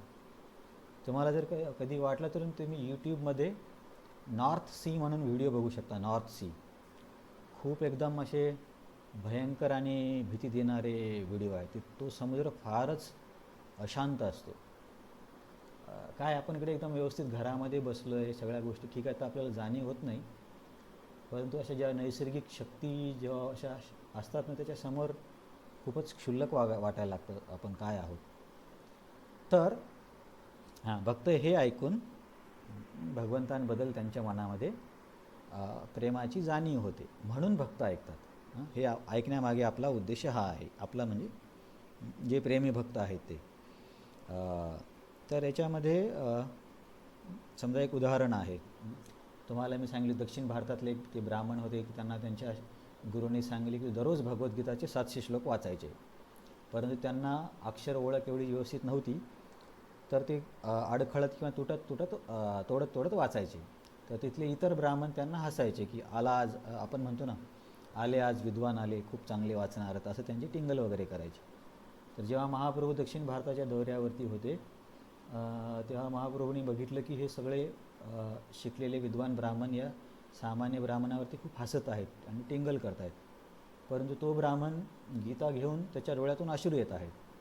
तर महाप्रभूंना थोडंसं आश्चर्य वाटतं आणि त्याच्याकडे जातात आणि म्हणतात की तुम्ही काय करत आहात.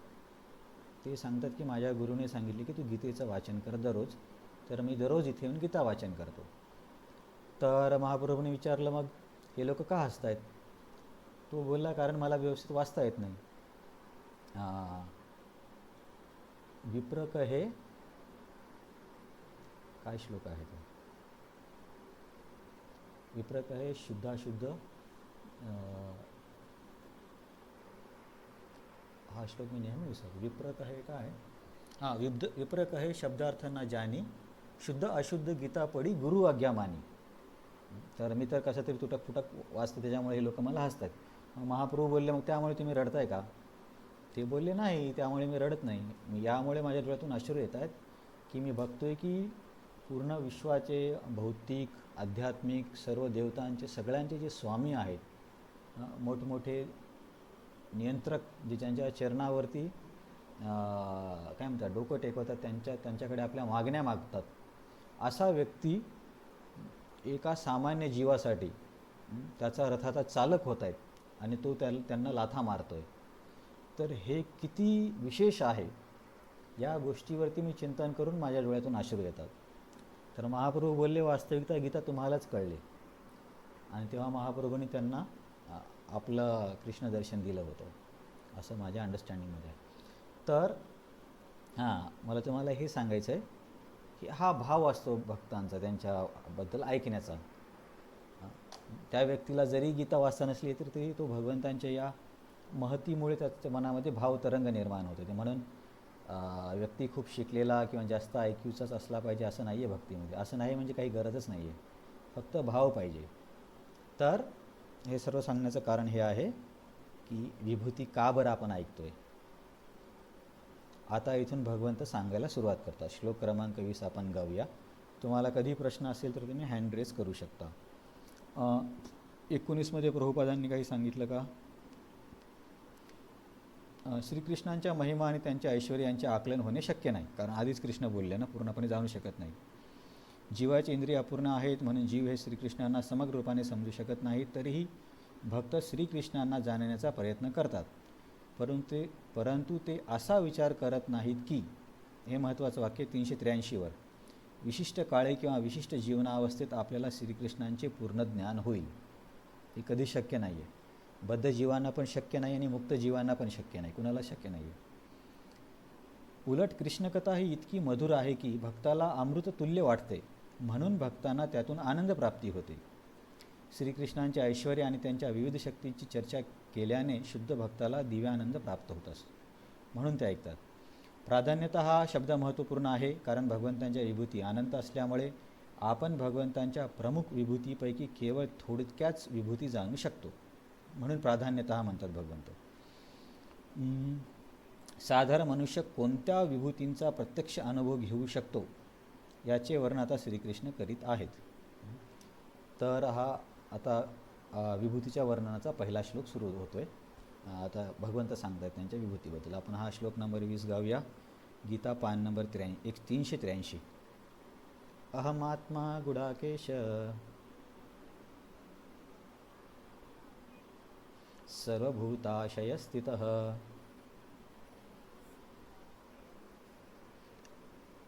अहमादिश्च मध्यम च भूतानामंत एव च.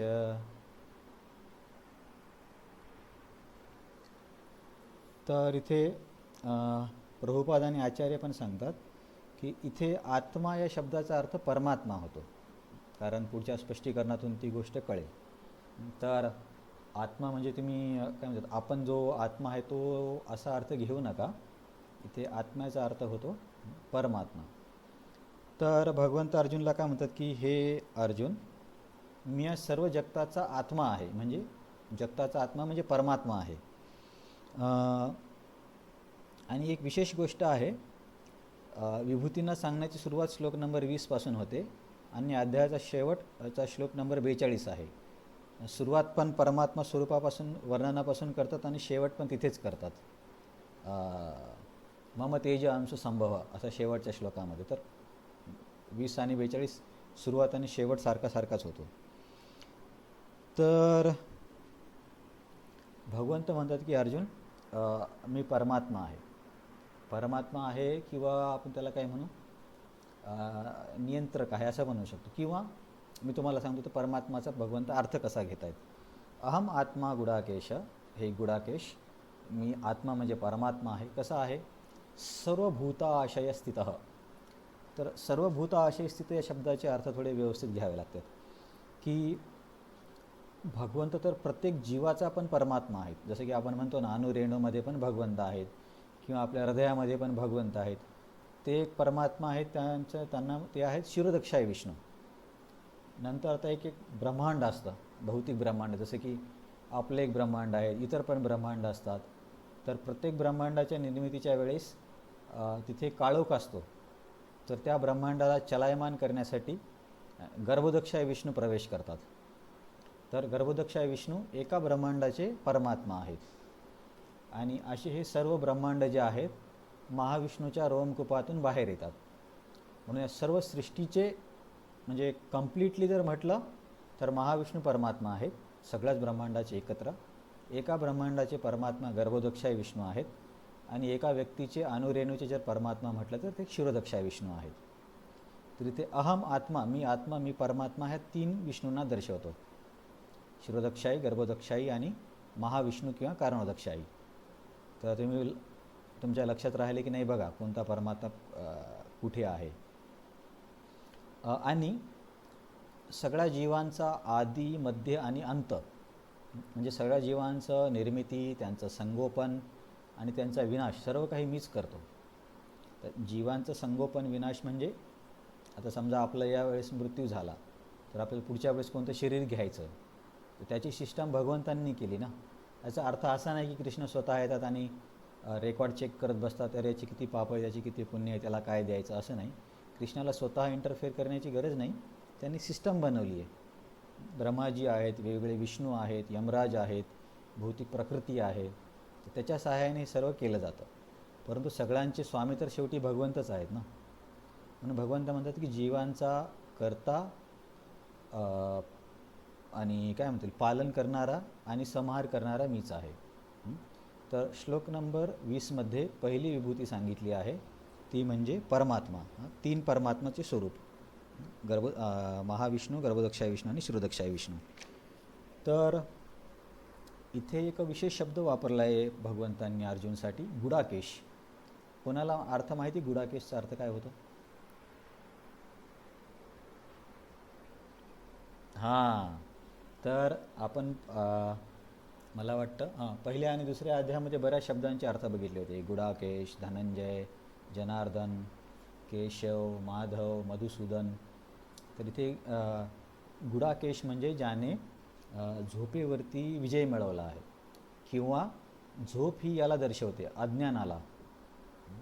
ज्याने अज्ञानावरती विजय मिळवला आहे असा, किंवा ज्याने झोपेवरती विजय मिळवला आहे असा, तो कोण आहे? अर्जुन आहे. तर इथं थोडंसं विश्वनाथ चक्रवर्ती ठाकूरांची जी टीका आहे ती थोडीशी हास्यासारखी म्हणजे याला रसिक टीका म्हणतात. तत्त्वज्ञानामध्ये पण थोडे असे जोक केल्यासारखे वाटतात. भागवतामध्ये तर खूप जास्त आहे. तर इथे काय बोलतात विश्वनाथ चक्रवर्ती ठाकूर की अर्जुन, तू झोपेवरती विजय मिळवला म्हणून मी तुला सांगत आहे, नाहीतर हे चिंतन करताना लोक झोपी जातील आणि तू झोपणार नाही मला माहिती आहे, म्हणून मी तुला सांगतोय. तर असा अर्थ विश्वनाथ चक्रवर्ती ठाकूरांनी घेतला आहे. गुडाकेश का म्हणतायत तर 3 अंतर्यामी, पूर्ण सृष्टीचे म्हणजे एकत्र सर्व ब्रह्मांडाचे महाविष्णू किंवा त्यांनाच कारणोदक आहे विष्णू म्हणतात, कारण ते कारण सागरामध्ये असतात. नंतर एका ब्रह्मांडाचे परमात्मा पूर्ण एका ब्रह्मांडाचे टोटली गर्भोदक्ष आहे विष्णू, ज्यांच्या नावीतून कमळ निघून मग ब्रह्माजी सृष्टी सृजन करतात. आणि मग प्रत्येक जे घटक आहेत इथल्या आपल्या सृष्टीमधले, प्रत्येक घटकाला पण चलायमान करण्यासाठी भगवंतच लागतात. जसं की समजा साखरेची चव आहे गोड, तर ती गोड चव प्रदर्शित करण्यासाठी भगवंतांची उपस्थिती आवश्यक असते. तर त्यांना हे अनुरेणूमधला परमात्मा म्हणतात. ते आहेत क्षीरोदक्षाय विष्णू, जे क्षीरसागरामध्ये असतात. बऱ्याचदा मी ऐकलं असेल की भगवंतांना विनंती करण्यासाठी सगळे देवता क्षीरसागराच्या किनारी गेले होते. तर तिथे असणारे जे विष्णू आहेत ते क्षीरोदक्षाय विष्णू आहेत. तर इथे आत्मा म्हणजे परमात्मा, ते कुठले कुठले 3 पुरुषावतार आपण ते बघितलं. अर्जुनला गुडाकेश का म्हटलं आहे ते पण बघितलं आहे. हां, तर इथे एक मुद्दा आणखीन आहे की बघा, आता इथे तर विष्णू स्वरूपाबद्दल सांगितलं आहे आणि समोर विभूतीमध्ये सिंह, झाड वगैरे यांचं वर्णन येईल. तर याचा अर्थ असा होतो की सगळ्या विभूती एकाच स्तरावरती आहेत असं नाही आहे. आता महाविष्णू भगवंतांपासून अभिन्न आहेत, म्हणून आपण असं म्हणू शकत नाही की महाविष्णू आणि सिंह आणि सागर आणि हिमालय सर्व एकच आहे, एकाच स्तरावरती आहेत असं नाही आहे. तर हे आपल्या लक्षात ठेवावं लागेल, कारण आपण म्हटलं ना की काही विभूती आध्यात्मिक आहेत तर काही विभूती भौतिक आहेत. तर हे जे 20 नंबरमध्ये 3 परमात्मा स्वरूपांचं वर्णन आहे, या विभूती आध्यात्मिक आहेत, त्या भगवंतांपासून अभिन्न आहेत, म्हणून यांना आपण सिंहाच्या बरोबर नाही करू शकत. तर हा फरक कळला पाहिजे.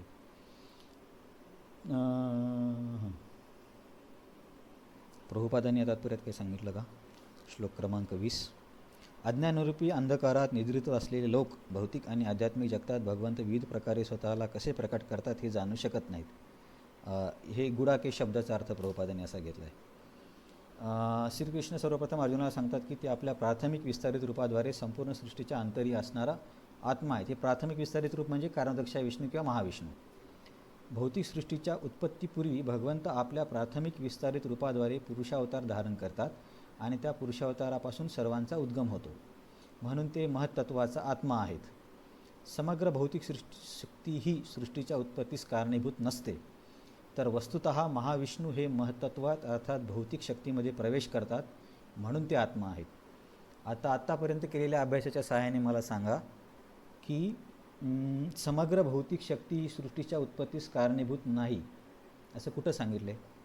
पान नंबर 384वरती वाचतो मी की भौतिक सृष्टी जी आहे ती स्वतःवरून सृष्टी करू शकत नाही असं कुठं सांगितलं गीतेमध्ये?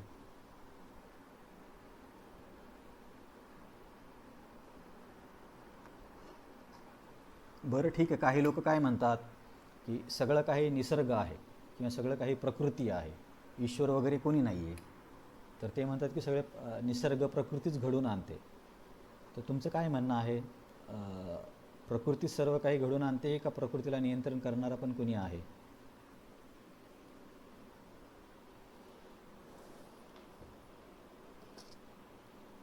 हां, कारण आता आपण हे बघतो ना, समजा एखाद्या आईने मुलाला जन्म दिला, असं तर होऊ शकत नाही की आईने कुठेतरी लॅबमध्ये जाऊन काहीतरी केमिकल घेतले आणि तिच्यातून मुलगा किंवा मुलगी जन्माला आली, असं तर होत नाही. वडील तर असावे लागतात ना. तशी प्रकृती ही स्त्री आहे ना, तर मग मुलांना जन्म देण्यासाठी वडील पण असले पाहिजे. तर हे लॉजिक त्या लोकांना समजत नाही. तर माझा प्रश्न असा आहे की हे सिद्ध करणारं गीतेमधला श्लोक सांगा, याच्यापूर्वी होऊन गेलेला, की प्रकृती एकटी करू शकत नाही, भगवंत नाही, अहंकार विमूढ आत्मा तो वेगळा आहे. मला असं म्हणायचं की प्रकृती भगवंतांपासून स्वतंत्र पद्धतीने सृजन करू शकत नाही. भगवंतांची, ठीक आहे, त्यातला एक शब्द तुम्हाला सांगतो, अध्यक्षता आवश्यक आहे. अरे किती सोपा आहे. मया अध्यक्षेन प्रकृती सुयेती सचराचरम हेतू नानेन कौंतेय जगद विपरिवर्तते. झाला ना अभ्यास आपला? आता आठवलं की नाही आठवलं? हां टेक सर. तर माझ्या अध्यक्षतेखाली प्रकृती सृजन करते असे म्हणतात ना. तर प्रभुपाद तेच म्हणतात इथे बघा 384मध्ये, समग्र भौतिक शक्ती ही सृष्टीच्या उत्पत्तीस कारणीभूत नसते, तर वस्तुतः महाविष्णू हे महत्त्वात अर्थात भौतिक शक्तीमध्ये प्रवेश करतात, म्हणून ते आत्मा आहेत. आता पुढच्या विष्णूचं वर्णन प्रभुपादाने सांगितले, ते आपण चर्चा केली, तुम्ही वाचून घेऊ शकता. 3 विष्णूचे वर्णन आहे या तात्पर्यामध्ये 384 पान नंबरवरती. तर आता आपण समोरचा श्लोक बघूया. श्लोक क्रमांक 21 आपल्याला वाचायचा आहे. आता श्लोक क्रमांक 21 आपण गाऊया. पान नंबर 384. आदित्यानाम अहम विष्णू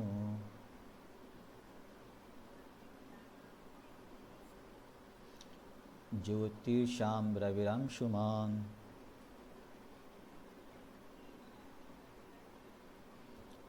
मरीचिर्मरुतामस्मि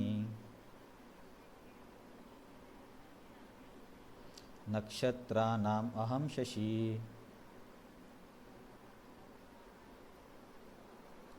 हां, तर तुम्ही एक गोष्ट करू शकता की विभूतीनं लिहून घेऊ शकता किती सांगितल्या, कोणत्या श्लोकामध्ये किती होत्या. आतापर्यंत एक विभूती झाली बघा परमात्माची. आता या 10 नंबरच्या श्लोकामध्ये 1 2 3 4 विभूती आहेत. तर या 4 विभूतीमध्ये पहिली विभूती कोणती आहे? विभूती म्हणजे अशी वस्तू किंवा पदार्थ जी भगवंतांच्या नियंत्रण करण्याच्या शक्तीला दर्शवते किंवा त्यांचं विशेषत्व दाखवते, त्याला म्हणायचं विभूती. तर 21 मध्ये 4 विभूती आहेत. आदित्यानाम अहम विष्णू. तर आदित्य म्हणजे बघा कश्यप ऋषीच्या वेगवेगळ्या पत्नी होत्या. मला वाटतं 19 पत्नी होत्या. तर त्याच्यापैकी एकीचं नाव होतं आदिती. तर जे आदितीपासून जन्माला आले त्यांना आदित्य म्हणतात. तर ते देवता आहेत. तर या आदित्यामध्ये मी विष्णू आहे असे भगवंत म्हणतात. तर वेगळ्या आचार्याने वेगळं स्पष्टीकरण दिलं, पण इथे मी काय वाचलं की भगवंत म्हणतात की आदित्यामध्ये मी विष्णू आहे म्हणजे मी वामन आहे. तर तुम्ही बघितलं असेल की वामनदेव इंद्राचे लहान भाऊ म्हणून त्यांनी जन्म घेतला होता. जेव्हा बली महाराजांनी सर्व काही जिंकलं होतं तेव्हा माता आदिती तपस्या करते आणि मग तेव्हा वामनदेव जन्म घेतात. तर हे वामनदेव यांना उपेंद्र पण म्हटलं जातं. आता ते त्यांच्या तत्वानुसार ते विष्णू तत्व आहेत किंवा भगवंत आहेत, परंतु त्यांनी इथे अर्जुनचा लहान भाऊ म्हणून कार्य केलं. तर या आदित्यानाम अहम विष्णू म्हणजे इथे एक आचार्य सांगतात की आदित्यानाम अहम विष्णू म्हणजे आदित्यांमध्ये वामन मी आहे. कारण इतर देवतांमध्ये पण प्रमुख व्यक्ती तर वामन देव आहेत, कारण इंद्र वगैरे हे तर जीव आहेत. तर वामनदेव जे आहे ते तर विष्णू तत्व आहेत. तर कोणत्या आचार्यांनी सांगितलं ते एकदा दिलं का इथं बघूया. हां, बलदेव विद्याभूषण म्हणतात की आदित्यांमध्ये मी वामन आहे. प्रभुपाद काय म्हणतात? आदित्यांमध्ये विष्णू मी आहे. आणखीन एक वेगळं स्पष्टीकरण काय दिलं आहे की सूर्याचे पण वेगळे नावं आहेत. 12 महिन्यामध्ये जर तुम्ही, मला वाटते भागवतमच्या 5व्या स्कंदामध्ये दिलं आहे की सूर्य कार्य कसं करतात. तर तिथं जर तुम्ही वाचलं तर प्रत्येक महिन्यामध्ये सूर्यदेवाचं एक हे असतं, काय म्हणतात, मंडळ असतं. त्याच्यामध्ये एक मिनिट, कोणाचा प्रश्न आहे का? येस माताजी, येस माताजी. एकच आहेत ना दोन्ही. विष्णू म्हणजेच वामन आहेत ना.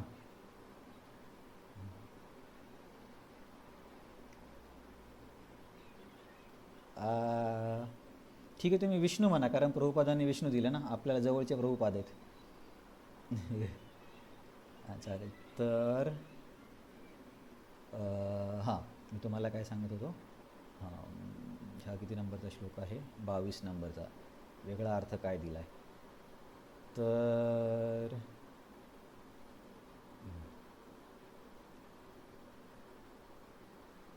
श्लोक क्रमांक किती आहे? 21 ना. हां, श्लोक क्रमांक 21 मध्ये बघा, मी तुम्हाला काय म्हटलं की प्रभुपाद म्हणतात की आदित्यानाम अहम विष्णू.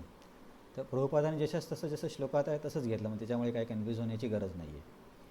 बलदेव विद्याभूषण म्हणतात की तो विष्णू वामनदेव आहे, कारण वामनदेव आणि विष्णू एकच आहे. आणि विश्वनाथ चक्रवर्ती ठाकूर म्हणतात की सूर्याचे जे वेगवेगळे नावं आहेत त्याच्यापैकी सूर्याचं एक नाव विष्णू आहे. तर सूर्यांचे नावं कुठले कुठले सांगितले त्यांनी, की नक्षत्रामध्ये सूर्याची जी स्थिती असते, आपण त्याला नक्षत्र म्हणतात की काय म्हणतात, 12 राशी राशी राशी असतात ना 12, बरोबर ना, 12च असतात ना. हां, 12 राशी. तर प्रत्येक राशीमध्ये सूर्याचं एक शिष्टमंडळ वेगळं असतं आणि त्यांचं नाव पण वेगळं असतं. त्यांचे बरेच काही कोणते ऋषी असतात, कोणते गायक काय आहेत, त्यांचं एक मोठं मंडळ आहे. तर या 12 सूर्यांची नावं अशी आहेत: धातृ, आर्यमान, मित्र, वरुण, इंद्र, विवस्वत, पूषण, पर्जन्य, अंश, भग, त्वष्ट्रू आणि विष्णू. तर हे 12 आदित्यांची नावं आहेत. तर कन्फ्यूज होऊ नका, आदित्यांमध्ये मी विष्णू आहे सांगितले तरी चालेल, परंतु इतर आचार्यांनी पण एक आणखीन अंडरस्टँडिंग दिलं असं आपल्याला आपण लक्षात ठेवू शकतो, पण हे कन्फ्यूज होण्याची गरज नाही. तर आदित्यांमध्ये मी विष्णू आहे.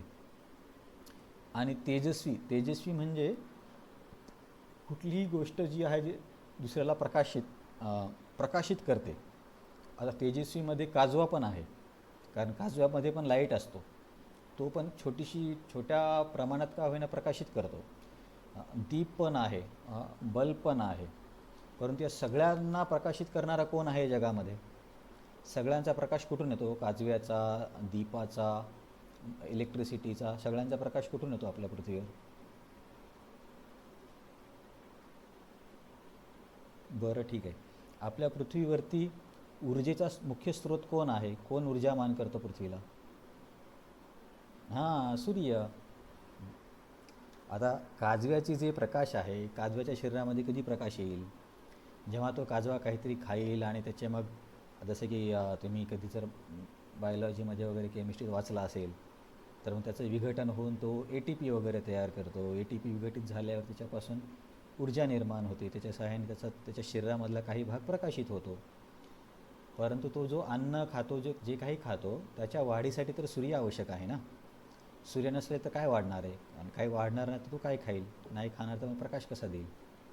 म्हणून इथे कोणताही एनर्जीचा जो हे असेल स्रोत आहे, सगळ्यांचा आधार सूर्यच आहे. सूर्याविना काहीच ते प्रकाश देऊ शकत नाही, कारण सूर्य जर इथून गेला तर पृथ्वी लगेच थंड होऊन जाईल.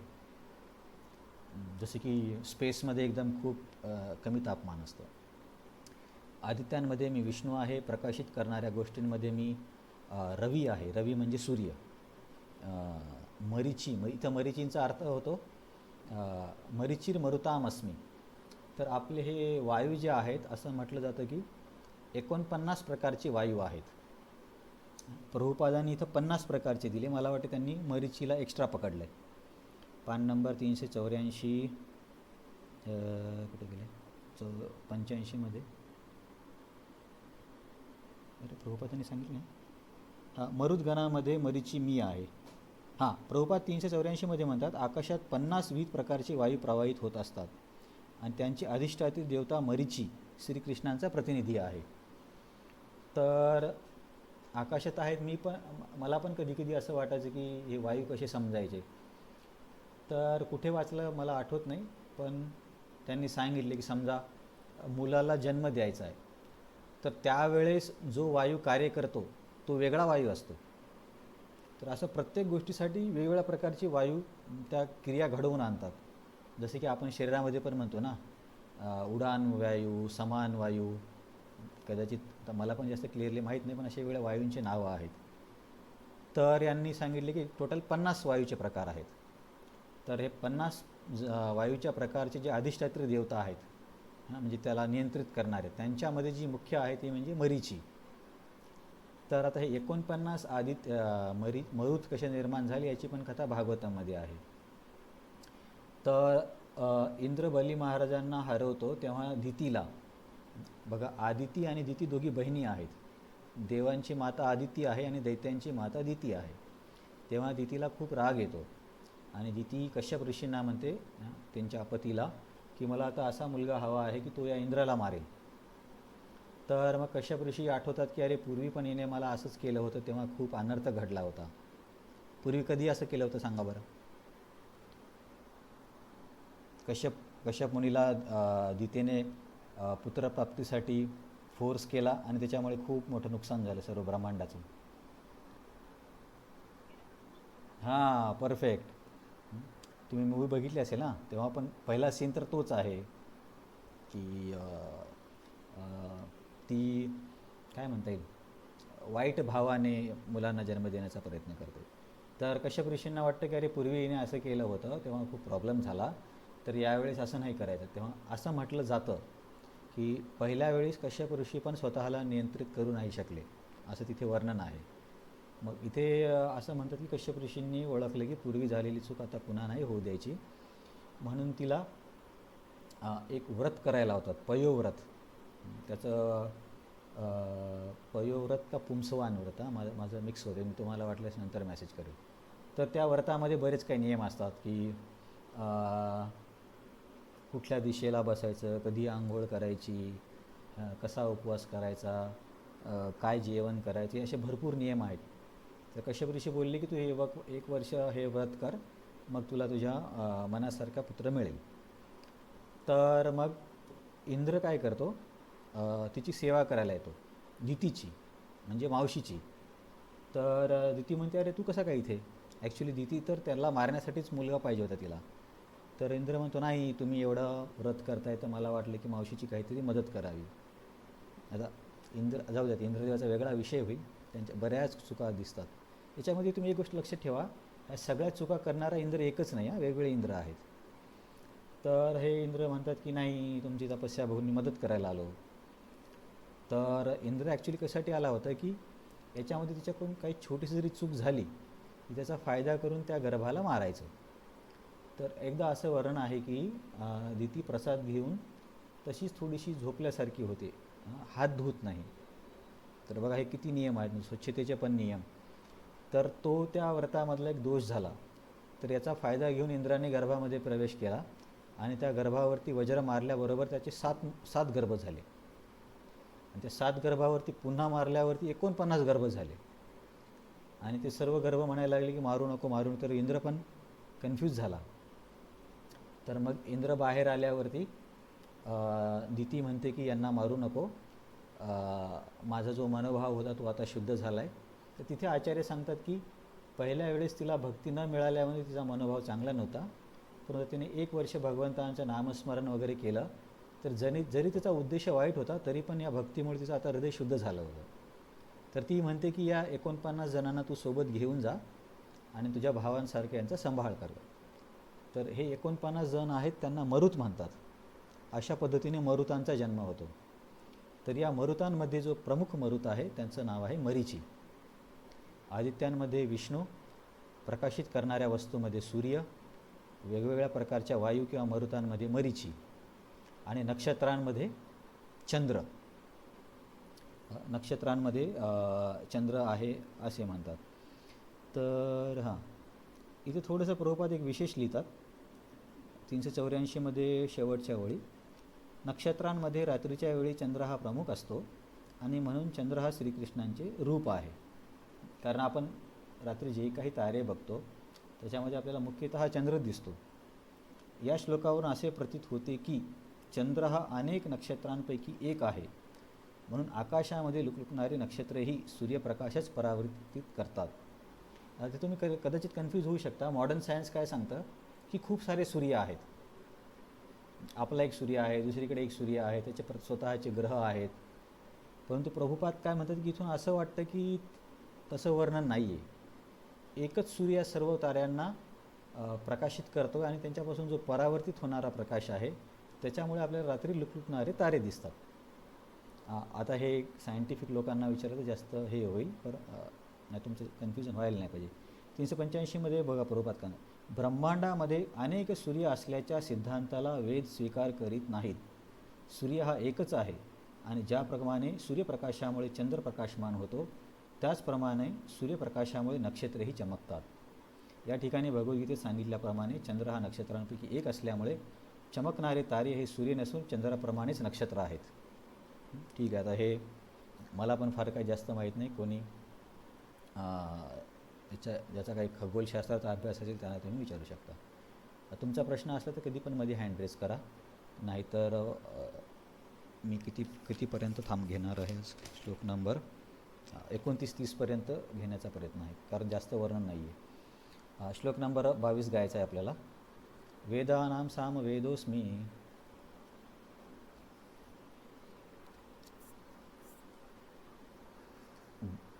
देवानामस्मि वासवः इंद्रियाणां मनश्चास्मि भूतानामस्मि चेतना. बघा, आतापर्यंत टोटल 5 विभूती सांगून झाल्यात. आता या श्लोकामध्ये आणखीन 4 विभूतींचं वर्णन आहे. वेदानां सामवेदोऽस्मि. तुम्ही ऐकलं असेल की 4 वेद आहेत आपले: अथर्ववेद, ऋग्वेद, यजुर्वेद आणि सामवेद. तर या 4 वेदांमध्ये मी सामवेद आहे असं भगवंत म्हणतात. तर आपण आधीच अभ्यास केला. याचा अर्थ असा नाही की बाकीचे वेद भगवंतांचे प्रतिनिधी नाहीत. प्रत्येक वस्तू सगळं काही त्यांच्यापासूनच आलं आहे, परंतु त्याच्यामध्ये विशेष जे आहे त्याला भगवंत स्वतःचं प्रतिनिधी सांगतात. म्हणून वेदांमध्ये सामवेदाला स्वतःचं प्रतिनिधी सांगितले. तर सामवेदाला का प्रतिनिधित्व म्हटलं आहे याचं मला वाटते कारण त्याच्यामधले गीत खूप मधुर आहेत असं वर्णन दिले बलदेव विद्याभूषणनी. तर सामवेद हा गीताच्या रूपामध्ये आहे. हे मी आधी पण ऐकलं होतं की बाकीच्या वेदांमध्ये कसं की समजा संस्कृती सरळ सरळ श्लोक असतील किंवा त्याला आपण काय म्हणतो गद्य आणि पद्य म्हणजे धड्यासारखा असेल, तर सामवेद हा कवितांसारखा आहे. म्हणून वेदांमध्ये सामवेद मी आहे असं बलदेव विद्याभूषण सांगतात. देवानामस्मि वासव. देवतांमध्ये वासव मी आहे. वासव म्हणजे इंद्र. आता ही साहजिक गोष्ट आहे ना, कारण देवतांचा राजा तर तोच आहे. तर देवतामध्ये मी अग्नी आहे असं तर म्हणू शकणार नाहीत भगवंत. कारण आपण काय बघितलं की एखाद्या गटामध्ये किंवा पदार्थांमध्ये जो सर्वात प्रभावी आहे किंवा जो सर्वांचा नियंत्रक आहे, तर त्या व्यक्तीला भगवंत स्वतःचा प्रतिनिधी म्हणतात. त्यालाच आपण विभूती म्हणतोय. तर देवतांमध्ये साहजिक आहे इंद्रच असला पाहिजे, कारण तो त्यांचा राजा आहे.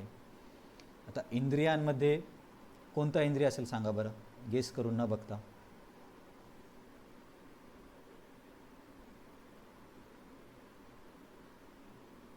सर्व इंद्रियांचा राजा कोण आहे? मन. म्हणून बघा भगवंत म्हणतात इंद्रियाना मनश्चास्मी. इंद्रियांमध्ये मी मन आहे.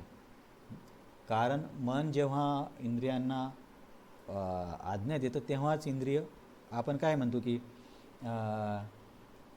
मनाला नियंत्रित करा असं आपण म्हणतो. हाताला नियंत्रित करा असं म्हणत नाही.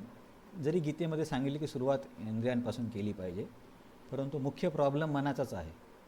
कारण मनामध्येच हे वाईट संस्कार साठवलेले असतात. त्याच्यामुळेच ते मन वेगवेगळ्या गोष्टींची इच्छा करतं आणि त्या इच्छा पूर्ण करण्यासाठी ते बुद्धीवरती पण प्रेशर देतं. त्यामुळे बुद्धी पण वेगवेगळे प्लॅन करायला लागते की ही गोष्टी कशा मिळवायची, याचा उपभोग कसा घ्यायचा. मग त्याच्यामुळे मग इंद्रियांना पण ते गोष्टी कराव्या लागतात. तर या सगळ्यांचा राजा मन आहे. म्हणून इंद्रियांमध्ये मी मन आहे असे भगवंत सांगतात. आणि भूतानामस्मी चेतना. भूताना म्हणजे प्राणी मात्रांमध्ये चेतना आहे. चेतना म्हणजे काय? अवेअरनेस. समजा एखादा व्यक्ती जिवंत आहे आणि एखादा व्यक्ती मृत आहे, तर त्या दोघांचं शरीर सारखंच दिसतं, पण त्या मृत शरीरामध्ये चेतना नाही आहे. तर याचा अर्थ काय होतो की शरीराला चेतनेशिवाय काहीच अर्थ नाही आहे. तर म्हणून शरीराला नियंत्रित करणारी किंवा शरीरातील प्रमुख गोष्ट आहे ती आहे चेतना. आणि भगवंत म्हणतात की ही चेतना मी आहे. तर श्लोक क्रमांक 22मध्ये अजून 4 विभूती सांगितल्या भगवंतांनी. तर आपण श्लोक क्रमांक 23 बघूया. 22मध्ये काही आणखीन वर्णन दिलं का? किती होतं? 22. वासव, सामवेद, मन. ठीक आहे. श्लोक क्रमांक 23 पान नंबर 385 आपण गातोय. रुद्राणां शंकरश्चास्मि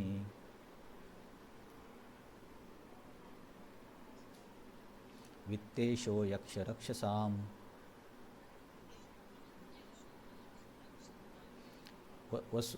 वसूनां पावकश्चास्मि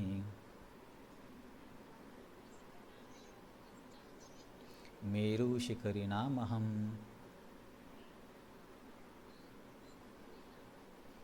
मला वाटतं आत्तापर्यंत 9 विभूती झाल्या. या श्लोकामध्ये आणखीन 4, आता 13 होतील. तर रुद्राणाम शंकरश्चास्मी. तर 11 रुद्र आहेत. नंतर बघा इथे पण कन्फ्युजन होतं लोकांचं की वेगवेगळ्या वेळी भगवान शंकर वेगळ्या पद्धतीने प्रकट होतात.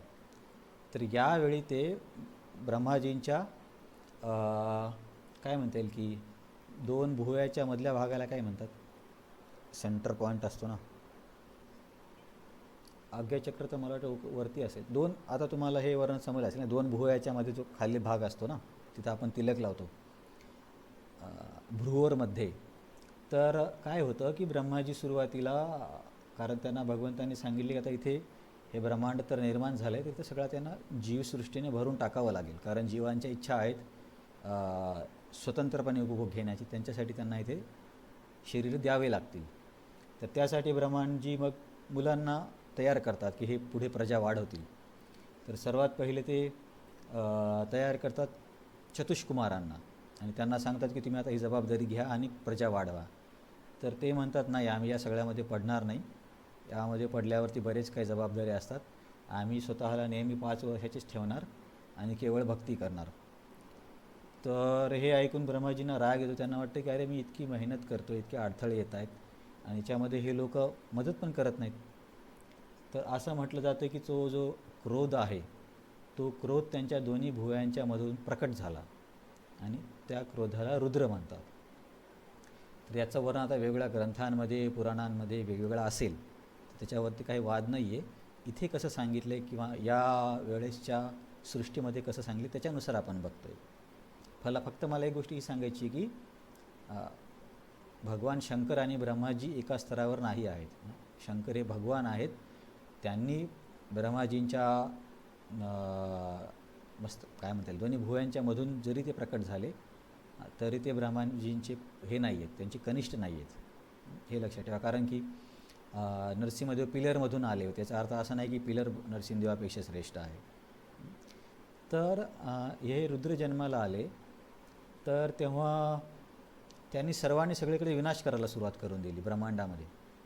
तर ब्रह्माजींना ऑलरेडी प्रॉब्लेम होता कुमारांकडून, आता यांनी परत विनाश करायला सुरुवात केली. तर ब्रह्माजी बोलले की तुमचं कार्य आता नाही आहे, जेव्हा सृष्टी नष्ट करायची तेव्हा तुमचं कार्य आहे, तर तुम्ही तोपर्यंत जाऊन तपस्या करा. तर हे रुद्र 11 प्रकारचे आहे असं म्हणतात. तर 11 रुद्रांची नावं आहेत. ब्रह्माजी म्हणतात त्यांना की तुझे 11 नावं किंवा काही ठिकाणी 11 प्रकारचे रुद्र: मन्यू, मनु, महिनस, महान, शिव, ऋतध्वज, उग्ररेता, भव, काल, वामदेव आणि धृतव्रता. 3ऱ्या स्कंदामध्ये याचं वर्णन आहे. तर भगवंत काय म्हणतात की या सगळ्यांमध्ये मी शंकर आहे, रुद्राणाम शंकरश्चास्मी. आणि यक्षरक्षसाम, यक्षरक्षसाममध्ये मी कोण आहे? वित्तेशो. वित्त म्हणजे काय? आपल्या दैनंदिन व्यवहारामध्ये वित्त कशाला म्हणतो आपण? वित्त, वित्तप्राप्ती, पैसा. तर वित्तेश म्हणजे पैशाची देवता. कोण आहे पैशाची देवता? म्हणजे लक्ष्मी सोडून, लक्ष्मी नका सांगू, देवतांमध्ये खजिनदार कोण आहे? कुबेर. तर भगवंत काय म्हणतात की यक्ष राक्षसांमध्ये मी कुबेर आहे. तर कुबेर हे यक्ष आहेत. 4थ्या स्कंदामध्ये पण वर्णन येतं जेव्हा ध्रुव महाराज अलकापुरीवरती आक्रमण करतात. इथे फक्त तुम्ही एवढं लक्षात ठेवा की यक्ष आणि राक्षसांमध्ये कुबेरला सांगतात, पुढं दैत्यांमध्ये दुसऱ्या व्यक्तीला सांगतील. हे बघा, राक्षस वेगळे आहेत, दैत्य वेगळे आहेत, हे काय यक्ष वेगळे आहेत, यांचे पण खूप प्रकार आहेत. नंतर काय यातुधानी, कुष्मांड, या लोकांचे पण प्रकार आहेत. याच्यामध्ये आपल्याला काय वाटतं की दैत्य, राक्षस, भूतप्रेत सगळं एकच आहे. एक नाही आहे, त्यांचे पण प्रकार आहेत. तर यांच्यामध्ये यक्ष राक्षसांमध्ये श्रेष्ठ मी हे आहे, काय म्हणतात, कुबेर आहे असं भगवंत म्हणतात. वसूनाम पावकश्चास्मी, वसूंमध्ये मी पावक आहे. पावक म्हणजे अग्नी. तर वसूचे नाव काय सांगितले? 8 वसू आहेत. आप, ध्रुव, सोम, धर्म, अनिल, पावक, प्रत्युष आणि प्रभास. तर हे नाही लक्षात राहील तरी चालेल, फक्त एवढं लक्षात ठेवा की वसूंमध्ये मी अग्नी आहे, यक्षरक्षसांमध्ये मी कुबेर आहे, रुद्रांमध्ये मी शंकर आहे आणि उंच शिखर असलेल्या पर्वतांमध्ये मी मेरू आहे. तर इथे तुम्हाला दोन गोष्टी लक्षात ठेवायच्यात की यक्षरक्षसांमध्ये भगवंतांनी हे सांगितलं आहे कुबेर, तर दैत्यामध्ये आणखीन दुसरा कोणाला तरी सांगतील.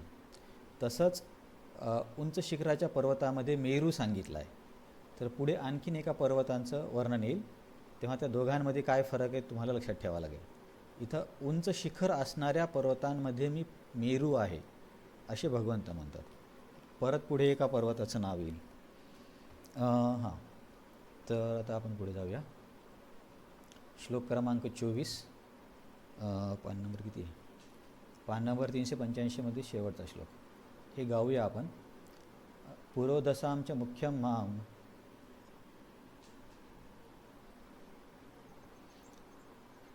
विद्धि पार्थ बृहस्पतिं सेनानीनाम अहम स्कंदः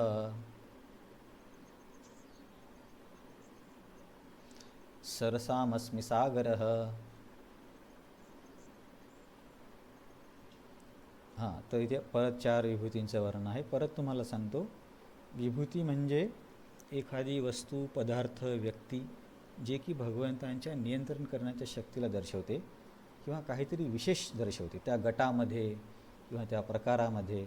जसं आपण म्हटलं ना, देवतांमध्ये इंद्र विशेष आहे, तर हे विभूती आहेत. आता समजा सगळे पुरोधस म्हणजे पुरोहित, तर सगळ्या जगातले जर पुरोहितांचा विचार केला तर सर्वश्रेष्ठ पुरोहित कोण असणार आहे, जो देवतांचा पुरोहित आहे. तर देवतांचे पुरोहित कोण आहेत, बृहस्पती. म्हणून सर्व पुरोहितांमध्ये मी बृहस्पती असे भगवंत म्हणतात. पुरोधसांच्या मुख्य मा विधी पार्थ बृहस्पती. सेनानीनाम अहम स्कंद. सेनानी म्हणजे सेनापतीमध्ये मी स्कंद आहे. स्कंद कोणाला म्हणतात तुम्हाला माहिती आहे?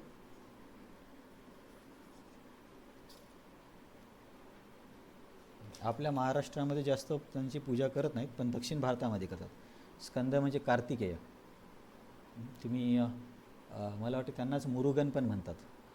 तर दक्षिण भारतामध्ये त्यांचे खूप भक्त आहेत. मी वाचले पण आठवत नाही आहे की असा कुठला तरी राक्षस होता की त्याला वरदान होतं की शंकर आणि पार्वतीचा मुलगाच त्यांना मारू शकेल. तर त्याच्यासाठीच मग ते कामदेव त्यांच्याकडे जातात आणि भगवान शंकर त्यांच्यावरती क्रोध करून त्यांना जाळवून टाकतात. मग देवता त्यांना विनंती करतात की याला तर तुमचा मुलगाच मारू शकतो. अशी एक मोठी स्टोरी आहे, पण मला आठवत नाही तो राक्षस कोण होता की ज्याला असं वरदान होतं त्याला स्कंद मारू शकेल. तर ठीक आहे. तर सेनापतीमध्ये जगामध्ये जेवढे काही सेनापती होऊन गेले असतील, म्हणजे आपल्या पृथ्वीवरती इतर ग्रहांमध्ये जे काय तर नेपोलियन, सिकंदर असे कोणी या सर्वांमध्ये श्रेष्ठ सेनापती आहे स्कंद किंवा कार्तिकेय. देवतांचं सेनापती आहे ते. आणि पाण्याच्या साठ्यामध्ये सागर आहे. तुम्हाला मी बोललं ना, कारण आता विहीर पण आहे, डबकं पण आहे, धरण पण आहे, नदी पण आहे, परंतु त्या सर्वांच्या समोर सागर खूप मोठा असतो ना. सागर म्हणजे महासागर. तर म्हणून एका गटामध्ये जी काही विशेषत्व आहे ते त्याला भगवंत स्वतःला सांगतात. जलाशयामध्ये सागर मी आहे. 386मध्ये बघा, बृहस्पती हा इंद्रांचा पुरोहित आहे आणि इंद्र हा राजाधिराज असल्यामुळे बृहस्पती ही प्रमुख पुरोहित आहेत. ज्याप्रमाणे इंद्र राजाधिराजा आहे त्याप्रमाणे शंकर व पार्वती यांचा पुत्र स्कंद किंवा कार्तिकेय हा सर्व सेनापतींचा प्रमुख आहे. तर हे विभूती, कारण हे प्रमुख किंवा विशेष आहेत म्हणून त्यांना विभूती म्हणतात. आता श्लोक क्रमांक 25 आपण गाऊया, पान नंबर 386. महर्षीणां भृगुरहं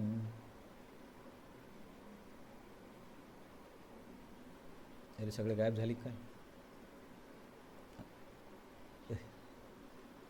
गिरामस्मि एकमक्षरं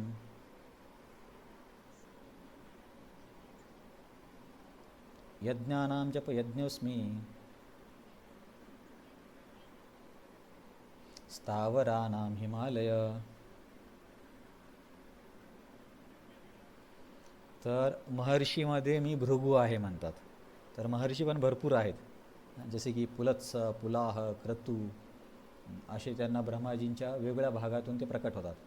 जसे की ब्रह्माजीच्या नाभीमधून मला वाटतं पुलहा येतात, हातामधून क्रतू येतात.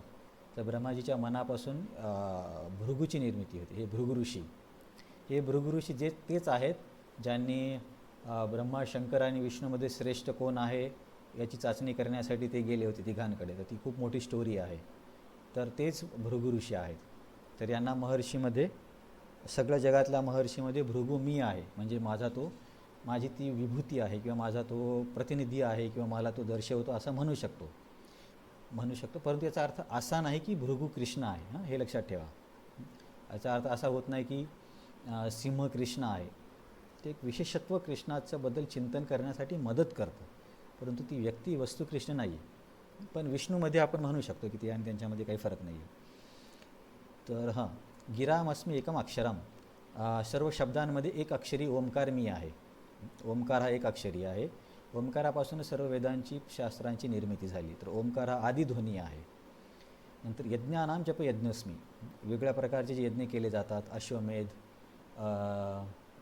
गाईच्या मेधाला काय म्हणतात, गोमेध, असे बरेचसे वेगवेगळ्या प्रकारचे यज्ञ आहेत. नंतर चांद्रयान नाही, ज्योतिष्टोम. तर अशा वेगवेगळ्या प्रकारच्या यज्ञांमध्ये सर्वश्रेष्ठ यज्ञ आहे जप, तो मी आहे. तर बघा गीतेमध्ये पण जपाला सर्वश्रेष्ठ यज्ञ सांगितलं आहे. जप म्हणजे आपण जे हरे कृष्णा मंत्राचा दररोज माळा करतो ना, तो सर्वश्रेष्ठ यज्ञ आहे असं सांगितलं आहे. परंतु मानवी मनाचं किंवा आपली टेंडन्सी काय असते, जिथे खूप मोठा अग्निकुंड आहे, खूप लोक बसले, त्याच्यामध्ये स्वाहा वगैरे करतात, तर तिथे आल्यावरती लोकांना काहीतरी केल्याचं फील होतं. जसं जेवीमध्ये पण दररोज वैष्णव यज्ञ केला जातो. तर जे नवीन लोक येतात तिथे बघायला, तर त्यांना त्याचं खूप आकर्षण वाटतं. तर तिथेसाठी देणगी पण देतात की आम्हाला पण यज्ञ करायचं आहे. पण ठीक आहे, ते वैष्णव यज्ञ आहे त्याच्यामुळे काही प्रॉब्लेम नाही आहे. परंतु ॲक्च्युली सर्व यज्ञांमध्ये श्रेष्ठ जपयज्ञ आहे. म्हणून आपण जेव्हा माळा घेऊन बसतो तेव्हा आपल्याला हे श्लोक आठवायला पाहिजे, यज्ञानाम जपयज्ञस्मी. मी जी ही माळ ओढतोय हा टाईमपास नाही आहे किंवा ही साधी गोष्ट नाही आहे. जे मोठे मोठे यज्ञ आहेत त्यांच्यापेक्षा श्रेष्ठ यज्ञ आहे. आता यज्ञाचं महत्त्व कळाली पाहिजे की यज्ञामधूनच राम, लक्ष्मण, भरत यांना जन्मासाठी तो विशेष पदार्थ घेऊन आलेली व्यक्ती आली होती. यज्ञामधूनच द्रौपदी जन्माला आली होती. यज्ञामधूनच वृत्रासुर आला होता.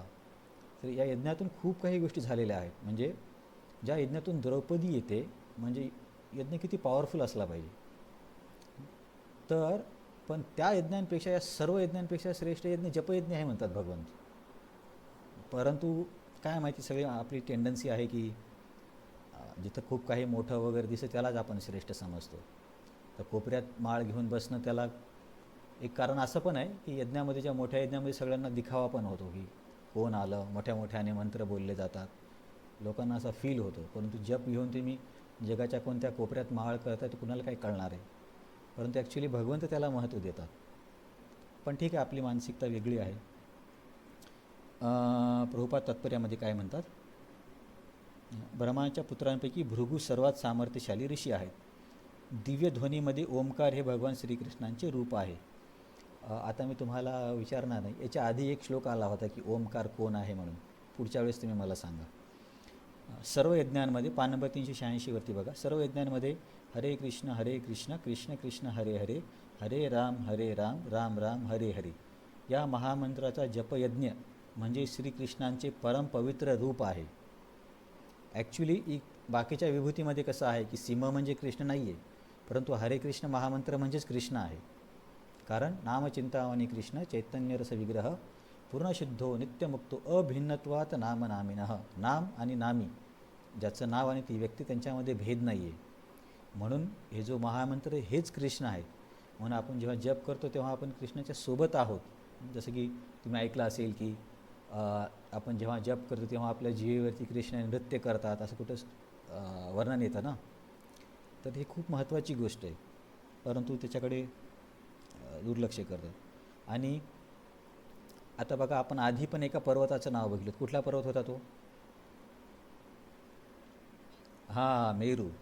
तर मेरूला आपण असं म्हटलं होतं की उंच शिखर असणाऱ्या पर्वतांमध्ये मेरू श्रेष्ठ आहे.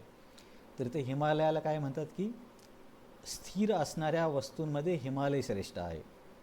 तर प्रभुपादाने असं म्हटलं की परंतु मेरू पर्वत हा कधीकधी हलविता येतो, पण हिमालय पर्वत हा अचल आहे, म्हणून हिमालय पर्वत हा मेरू पर्वताहून श्रेष्ठ आहे. तर दोघांची कॅटेगरी वेगळी आहे. उंच शिखर असणाऱ्या पर्वतांमध्ये मेरू, अस्थिर नाही, एकदम काय म्हणता येईल, अचल असणाऱ्या पर्वतांमध्ये हिमालय. तर याच्यावरती अजून काही आहे का? हां, नाही, ठीक आहे. श्लोक क्रमांक 26 गाऊया. तुम्हाला कंटाळा आला की सांगा, थांबूया. कारण मला काय करायचं होतं की पुढच्या रविवारपर्यंत हा अध्याय संपवायचा. आता काही जास्त वर्णन पण नाही. श्लोक क्रमांक 26, पान नंबर 386. अश्वत्थ सर्व वृक्षानां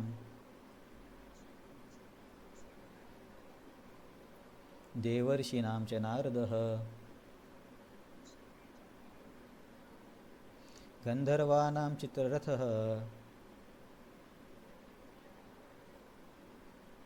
सिद्धानां कपिलो मुनी.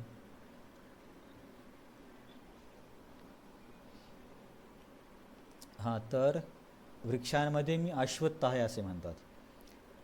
तर दोन आचार्यांनी वेगळं वर्णन दिलं आहे. प्रभुपाद म्हणतात अश्वत्थ म्हणजे वडाचं झाड, आणि मला वाटतं बलदेव विद्याभूषण अश्वत्थ म्हणजे पिपळाचं झाड म्हणतात.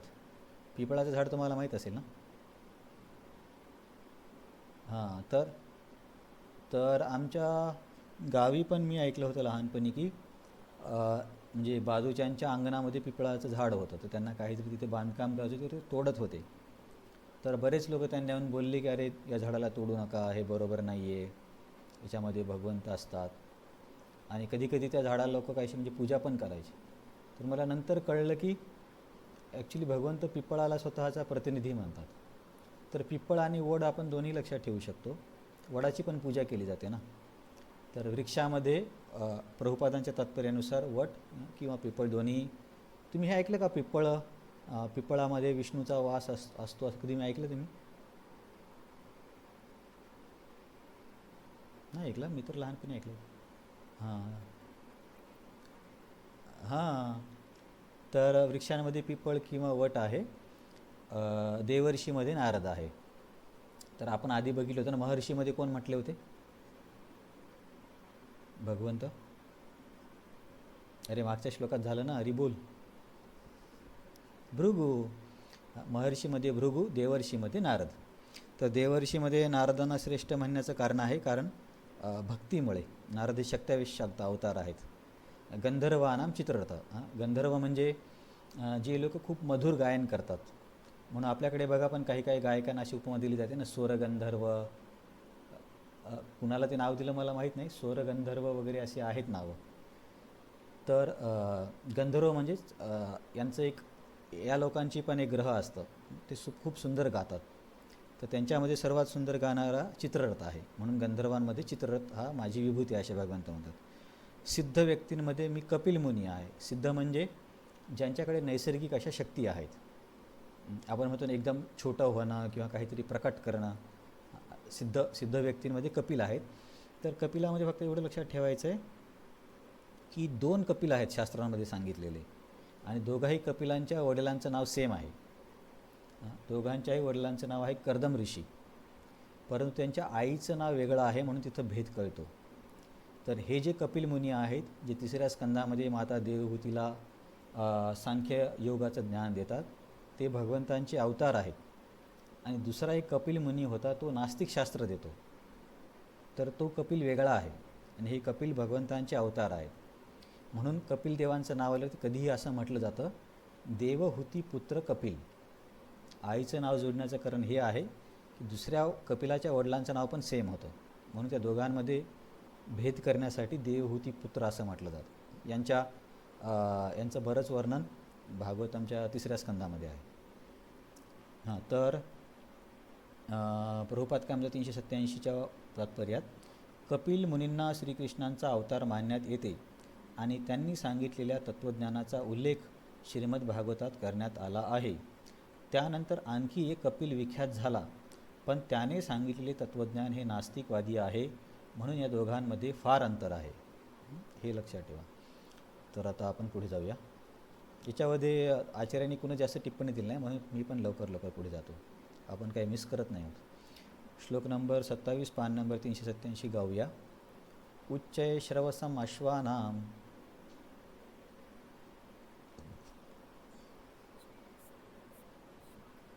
विद्धि माम अमृतो भवम ऐरावतं गजेंद्रानां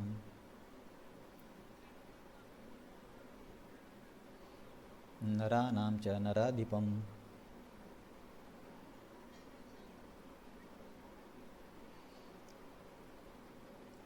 तर बघा, या जगामध्ये घोड्यांच्या वेगवेगळ्या प्रजाती आहेत. अरबी देशांमध्ये पण काही घोडे मिळतात, काही युरोपमध्ये पण मिळतात. कोणी म्यूट करा, तुम्ही लगेच म्यूट करता, नाही तर मग ते काही आवाज मध्येच येतो. तर कुठे गेला आता. तर या जगामध्ये पण घोड्यांचे पण वेगवेगळे प्रकार आहेत. तुम्ही जर कधी नेटवर सर्च केलं तर काही काही घोडे खूप महाग असतात. काही घोडे त्यांच्या दिसण्यासाठी, काही त्यांच्या पळण्यासाठी. एक घोड्याचं शरीर तर असं एकदम चमकतं. भरपूर घोडे आहेत या जगामध्ये पण. तर या सर्व घोड्यांमध्ये सर्वश्रेष्ठ घोडा आहे उच्चैश्रव. भगवंत म्हणतात की तो उच्चैश्रव माझी विभूती आहे. उच्चैश्रव म्हणजे उच्च म्हणजे मोठ्या, श्रव म्हणजे शब्दामध्ये, ज्याची मोठी मोठी शब्दांमध्ये प्रशंसा केली जाते असा घोडा, त्याला म्हणतात उच्चैश्रव, जो इंद्राचा घोडा आहे. आणि विद्धिमाम अमृतोद्भव, आपल्याला माहिती की उच्चैश्रव ह्या समुद्रमंथनातून आला होता. नंतर ऐरावतम गजेंद्राणाम, आणि सर्व हत्तींमध्ये, आता हत्तींमध्ये पण खूप प्रजाती आहेत. आधी आपण माहिती आपल्याला 4 टस्क असणारे हाती असायचे. आफ्रिकन हाती वेगळे, एशियन हाती वेगळे. तर या सर्व हातींमध्ये प्रमुख जो हाती आहे तो आहे ऐरावत. आणि ऐरावतला ऐरावत का म्हणतात, कारण त्याच्या आईचं नाव इरावती होतं. इरावतीचा पुत्र ऐरावत. तर सर्व हत्तींमध्ये हा सर्वश्रेष्ठ हत्ती आहे, कारण सर्वश्रेष्ठ म्हणजे देवतांच्या राजांचा तो हत्ती आहे. त्याचं नाव आहे ऐरावत. ऐरावतम गजेंद्राणाम. आपली जी गजेंद्रांची जी स्टोरी आहे 8व्या स्कंदामध्ये, ते वेगळे गजेंद्र आहेत, ते ऐरावत नाहीत. अश्वांमध्ये उच्चैश्रव, हत्तींमध्ये ऐरावत, आणि नरानामचे नराधिपम. मनुष्यांमध्ये राजा मी आहे असं म्हणतात. आता तुम्ही म्हणाल की मनुष्यामध्ये प्रधानमंत्री का म्हणत नाहीत, तर प्रधानमंत्री याच्यासाठी म्हणत नाही आहेत की आता हे थोडंसं वादग्रस्त वाटू शकतं, परंतु एका दृष्टिकोनातून जी राजेशाही होती ती लोकशाहीपेक्षा चांगली होती. जसं की आता राजेशाहीमध्ये तुम्ही यांची राज्य बघा, शिवाजी महाराज, संभाजी महाराज, रामचंद्र, परीक्षित महाराज, भरत महाराज, यांच्या राज्यकाळामध्ये प्रजा खूप सुखी होती. परंतु आपण आधुनिक लोकशाहीमध्ये बघतो की एखादा व्यक्ती काही चांगलं करायला गेले की दुसरी पार्टी त्याला अपोज करणार.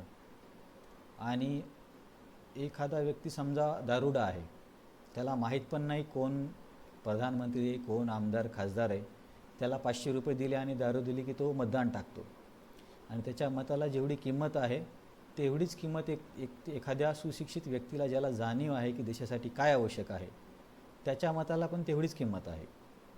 तुम्हाला थोडं वादग्रस्त वाटू शकतं, पण थोडासा विचार करा की एक व्यक्ती, त्याला काहीच माहिती नाही आहे, देशाची पण काही पडली नाही आहे, फक्त त्याला दारू पाहिजे, तर त्या व्यक्तीच्या मताला महत्त्व आणि एक देशभक्ताच्या मताला महत्त्व एकसारखं कसं काय असू शकतं? असायला पाहिजे की नसायला पाहिजे? तुम्हाला काय वाटतं?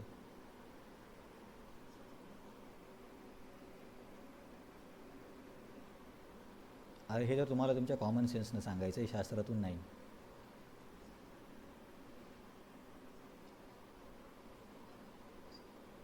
मी तुम्हाला म्हणतोय की भगवंत बोलले की नरांमध्ये मी राजा आहे. तर मी म्हटलं प्रधानमंत्री का नाही म्हटले? तर प्रधानमंत्री का नाही म्हटले, कारण लोकशाहीपेक्षा राजेशाही चांगली होती असं मी सांगतोय. तर राजेशाहीमध्ये परीक्षित महाराज, भरत महाराज, शिवाजी महाराज, संभाजी महाराज यांचं राज्य. तर लोकशाहीमध्ये एक समस्या काय आहे की मतदान करताना एखाद्या दारुड्या व्यक्तीच्या मताला जेवढा महत्त्व आहे तेवढंच महत्त्व देशभक्ताच्या मताला पण आहे. तर हे बरोबर आहे का? अरे तुम्ही बाकीचे लोक काय कंटाळले का, निघून गेले, झोपले, काही कळत नाही आज, किंवा बंद. तुम्ही हां ठीक आहे.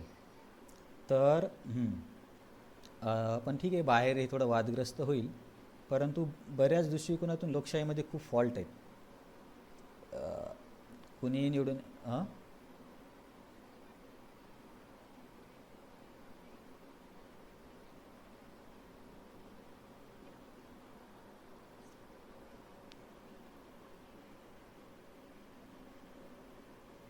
पण लोकशाहीमध्ये कुठे राजा आहे?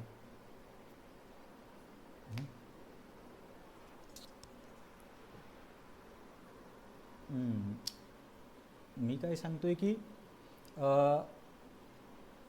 त्यावेळेस तर लोकशाही नव्हतीच. आता हे भगवंत जेव्हा बोलले तेव्हा तर हे म्हणजे काय म्हणता येईल, शासन करणाऱ्या व्यक्तीमध्ये राजा, राजा माझं प्रतिनिधी आहे असं भगवंत सांगतात.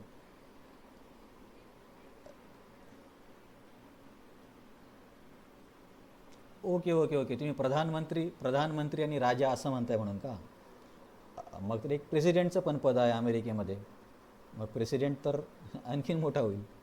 तर तो अर्थ नाही आहे की अर्थ याच्यानुसार आहे की राजा जर चांगला असायचा तर जनतेचं खूप काही कल्याण करायचा तो. कारण त्याला परत परत मध्ये मध्ये परेशान करणारे नसायचे. आता आपल्या देशात बघा, एखादा नियम आणायचे की त्याच्यामध्ये 2-3 वर्ष तर ते भांडण करण्यातच जातात. त्याच्यामुळे काही होत नाही. आणि चीनमध्ये काय आज ठरलं की एका वर्षामध्ये तयार होतं. तर ठीक आहे, असे काही फॉल्ट आहेत, तर तो आपला विषय नाही आहे. तर भगवंत म्हणतात की हां बघा, प्रभुपादांनी हे सांगितलं वाटे, पान नंबर 387, मनुष्यांमध्ये राजा हा श्रीकृष्णाचा प्रतिनिधी आहे, कारण श्रीकृष्ण हे ब्रह्मांडाचे पोषण करते आहेत.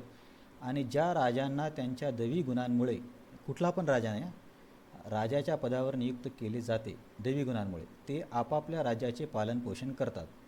युधिष्ठिर महाराज, परीक्षित महाराज आणि भगवान श्रीराम यांच्यासारखे राजे अत्यंत धर्मनिष्ठ होते आणि ते सदैव आपल्या प्रजेच्या कल्याणाचाच विचार करीत असत.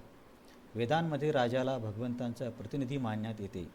तथापि या युगामध्ये धर्माच्या रासाबरोबरच राजसत्ताक पद्धतीची अवनती झाली आणि आता तर ती पूर्णपणे नष्ट झाली आहे. तरी आपण जाणले पाहिजे की प्राचीन काळी धर्मनिष्ठ राजांच्या अंमलाखाली जनता अधिक सुखी होती. तर तुम्ही मला सांगा, शिवाजी महाराजांच्या सोबत असून लोक जास्त खुश राहायचे की आता जास्त खुश आहेत? मग शिवाजी महाराजांच्या काळात तर एवढा संघर्ष करावा लागायचा, तरी लोक किती खुश असायचे, स्वतःहून जीव द्यायला तयार व्हायचे. आणि आता कोणत्या नेत्याचा काय भरोसा करतायत ना, आज या पार्टीत उद्या त्या पार्टीत. ठीक आहे, तो आपला विषय नाही आहे. तर 9 वाजले, बराच वेळ झाला. तर पुढच्या वेळेस आपण हा अध्याय पूर्ण करण्याचा प्रयत्न करू.